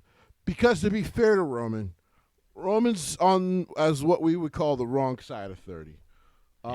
That's not a bad thing. You know, a lot of great guys are in great shape in their 40s. Yeah, yeah. AJ Styles. But Leroy doesn't count because he's like 500. Hey, but- 1,000. I'm in a good shape too. I'm round. I know, but yeah. That's a good shape. Exactly. If Round's a good shape, whatever Roman's in is literally God mode. Well, it Well, is yeah, it's- literally God mode. yeah. And of course, Brock's on the other side of 40. He's almost 50. Yeah. But you know, you do have to start building these younger stars. And I think Carmelo could be one of those guys. he's He perfect could. for it. He's so good. So I think. And by the way, title change. Or that? I'll say this. yeah. It could be. He'll probably retain. Yep. They'll probably wait until the Royal Rumble for Carmelo. Okay. I think so. Okay. Yeah. Bring Trick though, because him and Trick together. Oh yes, that'll be good. I actually I think, have enjoyed Trick Williams so much, and I don't know why. Trick is going to betray him. They're going to split them up. That'd be something. Oh. Yeah. All right, next. All match. right, last one of the card here, and unless they change it, but it's going to be Santos Escobar against Tony D'Angelo, and the lovely I want this criteria match about this so bad. is if Escobar wins, Mm-hmm. Legado del Fasmo is free from the D'Angelo family. Yep. But if D'Angelo wins, Escobar will be banned from. I think it's the NXT entire 2.0. El Phantasma. No, It's just Santos. Escobar? it's just Escobar. Okay, all right. Escobar. So Well, Jesse thought that Escobar was a lifer in NXT. Man, I'm half and half. Really? So when they announced this, I was like, "This is the same thing he did to Ciampa." I'm like, I don't know. Is Tony D about to become that bridge guy? Maybe. Until they Maybe. bring him up, because I think he'll be great on the main roster. Well, people forget. One of the guys in Phantasma was already on the main roster. yeah. True. True. So yeah, I really don't know. Yeah. Well, they Which has did- got me intrigued. I really Well, want to see this though. The It's gonna be lovely pre-ticket sale for WrestleMania, Escobar was there. I know. So I mean, did they give an insight of what may happen? I mean, don't I saw know. that too, and I'm like, ooh, Tony winning, yeah, I can see that because then I was they just could like, still build them down. Why there, but- keep the two guys in Carmen with the family though? And I mean, there's reasons to do it, but I don't know why. Well, So it's brought me a lot of interest. I do think we're going to get a tag team title match. well, with the story going, it's Wait, is he The- Wave on a Wednesday? huh? Is Heat Wave on a Wednesday? No, it's Or Tuesday, I mean? Yeah, this Tuesday. Oh, well, yeah. Never mind. There's no tag team title match happening. You know, because the rest of the family, Santos Escobar is the only issue. The rest of the family is kind of lining because up that family, with them. because Legato would be pretty loyal to him. Of course, they would be. Yeah. Like I said, I'm intrigued because now I'm watching. By the way, that actual like cinematography photo setup was great. By the way. Yeah. Yeah. But I'm watching it and I'm loving it and I'm like, fuck, they got me. I don't know. Yeah, it's a good. I genuinely don't know. Either way, it'll be good. Because some of the backstage rumors is they want to rebuild that family. Having the cut dude is something that they had to do. They didn't want to do it. Yeah. Because they would have probably, whatever his issue was, they probably would have rather him gone to rehab. But whatever it was so bad that they just had to release him. Yeah. I would think Escobar only wins because I don't know where he fits on the main roster yet. Okay. That's really it. Yeah, no, and that's totally fair. All right, so we gotta wrap things up here. Can't wait for the show. It's gonna be a good show. It's gonna be a good show. All right, Leroy, we'll start with you. Your top 5. What do you want to? Okay, what you believe will be Triple H's top 5 changes? Top 5 changes. Somebody for should what I wr't wanna this see. down, and it probably Yeah, won't no, be I shouldn't me have 'cause wrote I'm them down. forgetful. Write down your own, boys. No, I Okay. can write down my own. Ha. What he has done so far is bring in some people back. Okay, better yet, I think because was it top 5 changes you want to see. I want to. Well, yeah. More ass. No, I'm just kidding. No. You're gonna get it on Friday. Relax. With some thighs. Oh, I just call With a side of thighs. If I get the chance to interview Paul, just at the interview. So I hate to do this, Paul. What's that, man? What's that? I need more ass on Friday. I mean, brother, you're gonna have to go to a brothel. No. I don't think you understand. I need to see more ass on a Friday night. We're not bringing Rikishi back.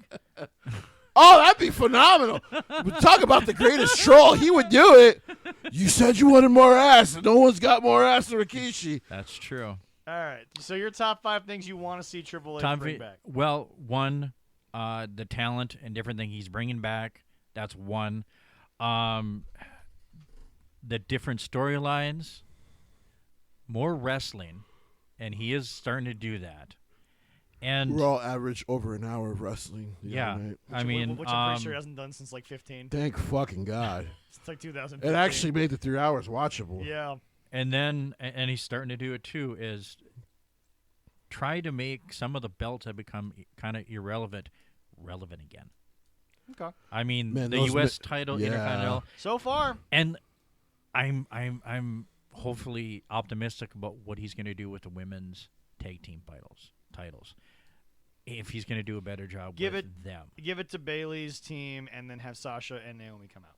Yeah. I really thought they were just going to do the unification with the NXT women's tag team stuff. And that would have worked. Well, they obviously have a plan to keep developing the NXT women's division. What is that? Is that 3 or 4? I think you're at 5. Well, only reason I thought they might do that, it sounded like 5, but only reason I thought they might do that was just because even if you use Bayley's team as the catalyst to kind of keep going down there and all between the other 3 shows, is that you also now probably get more eyeballs on NXT. True. Because they're going down there. Yeah.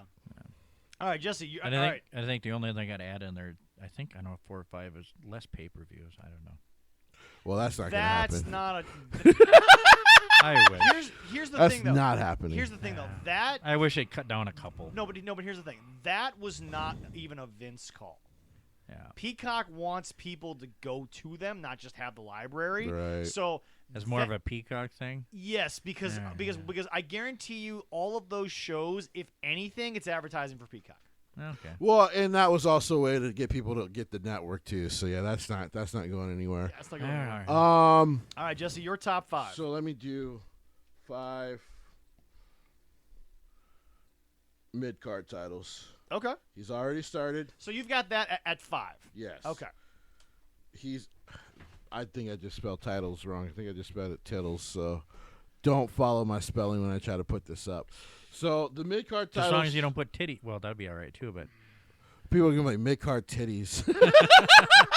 People will be genuinely confused. So the TBS title's going to be moved to... yeah, there we go. It'll be moved to Dynamite main event. Mid-card titties. There you go, Tony. I just solved the women's division. MCT. Mid-card titties, baby. So what he has done I worked already. with John Laurinaitis for 10 years. Oh, fuck, I'm becoming him. no. Scrap the idea. Scrap the idea. I don't want to become John Laurinaitis. I don't want to do people power. You're better than him. Don't worry. I'm way better Way than better. him.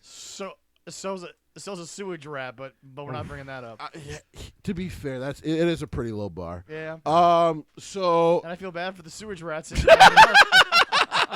by the way, eat very well with the leftovers you guys drop down there. They eat insanely well. Yes. They get big. He's already started.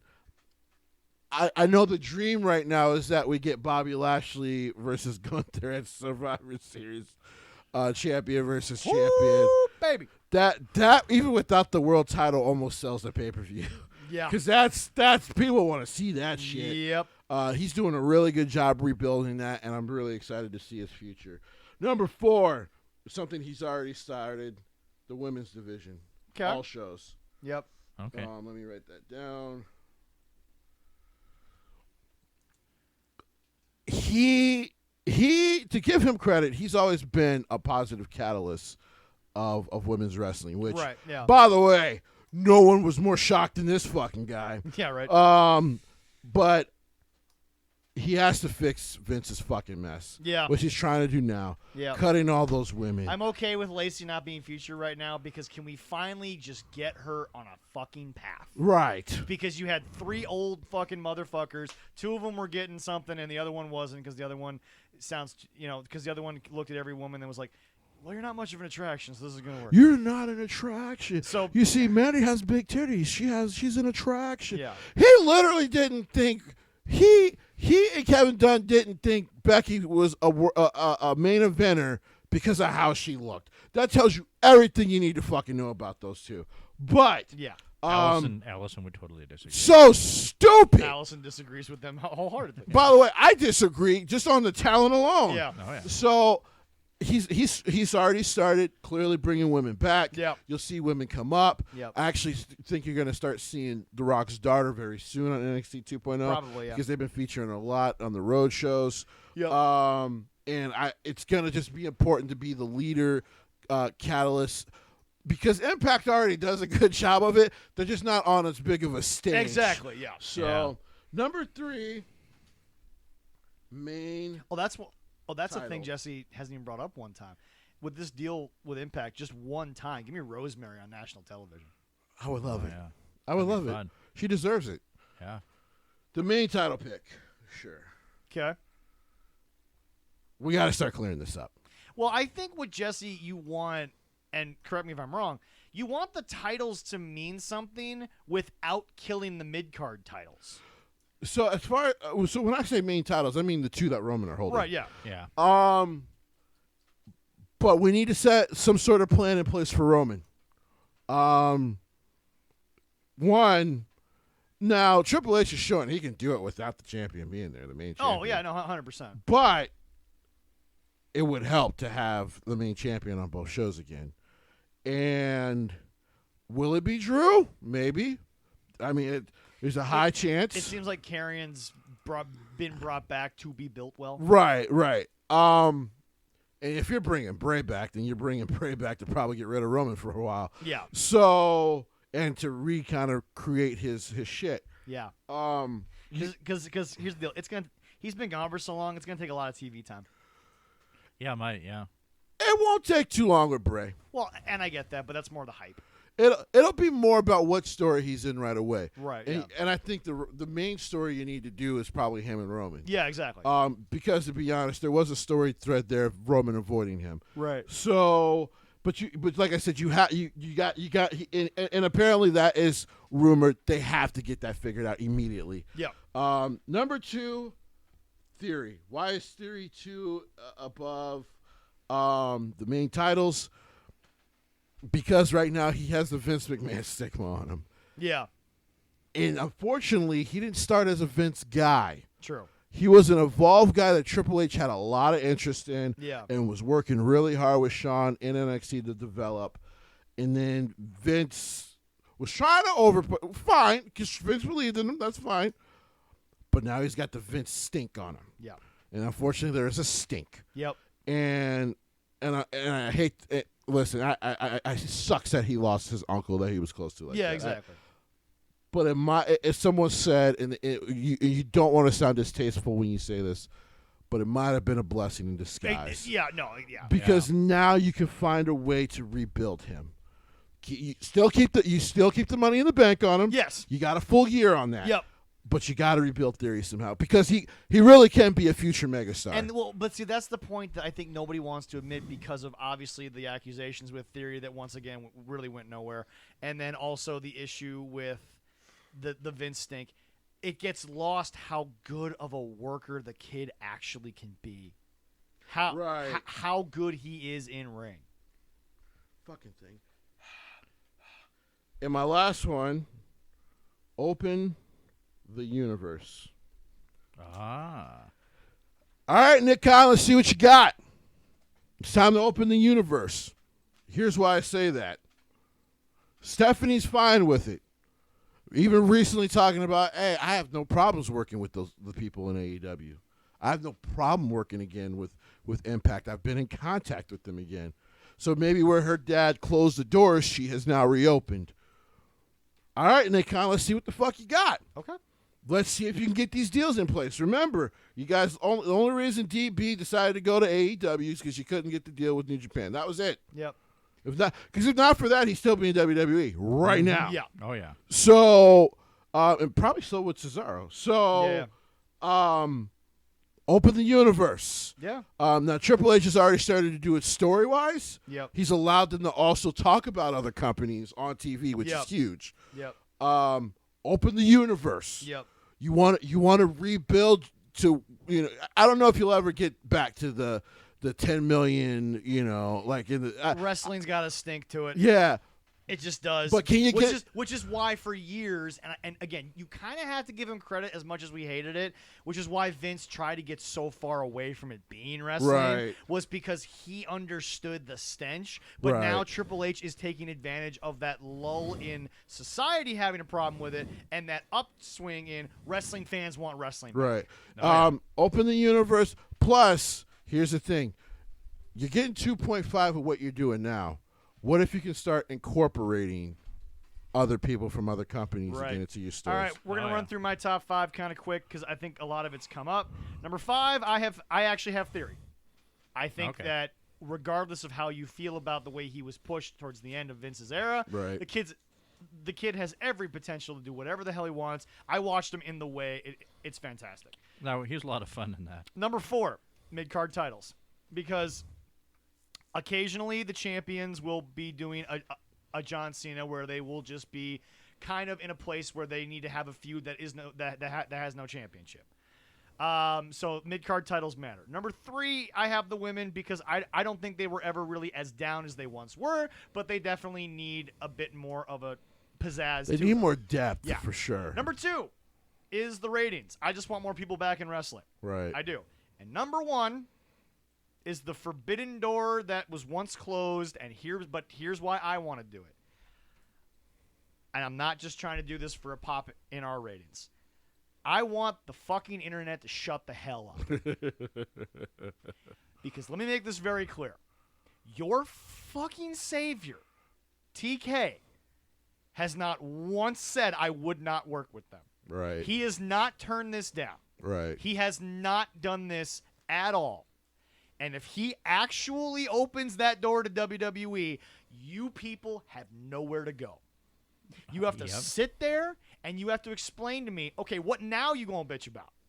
Because your boy just went to the big dogs. Right. Your boy just realized the business as a whole needs to get better. Right. Not just us. Right. You will realize it was never a war, even what they said. Right. You realize that the character that was Tony Khan was the one that cared about the ratings. Right. Now, Tony cares about ratings, but he knows they'll go up if they work with WWE. Exactly. And also this. Here's why I want this to happen, the Forbidden Door, because Cody will have been right. Yep.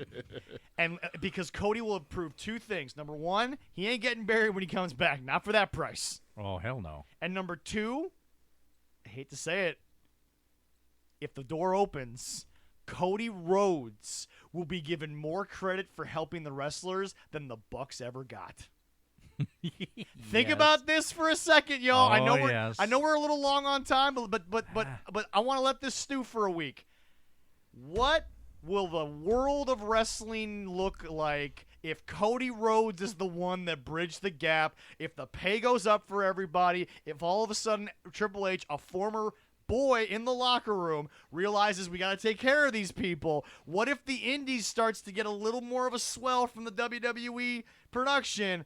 Folks, Cody's impact on the business is going to outshine the Bucks every time. Mm-hmm. And you're going to have to do the one thing that Jesse and I have done for a long time.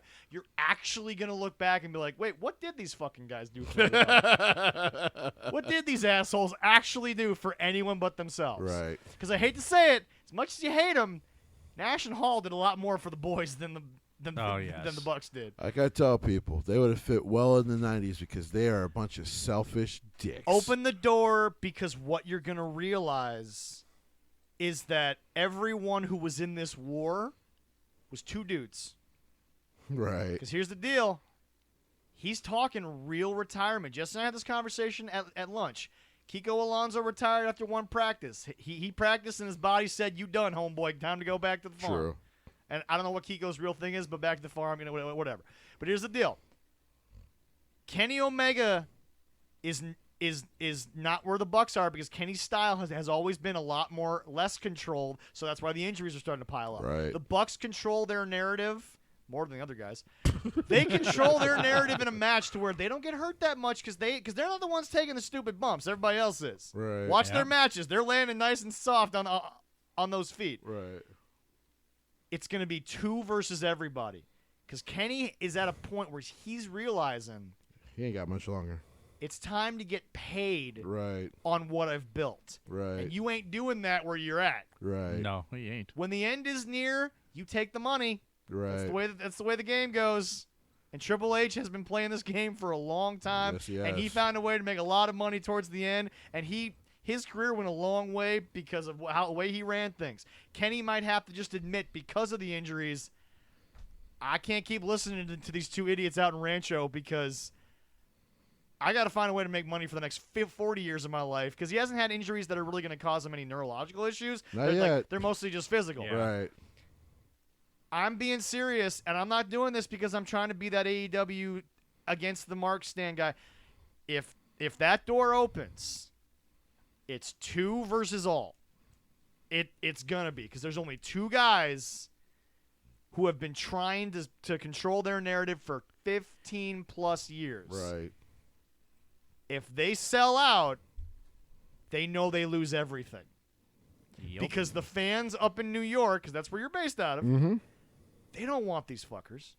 No. The only audience they've built only stick around because they're still the rebels waving the flag. Like, you guys stand to lose everything if Tony works with them. Oh, yeah. And at this point, he would have nothing to lose and everything to gain. And they would lose everything.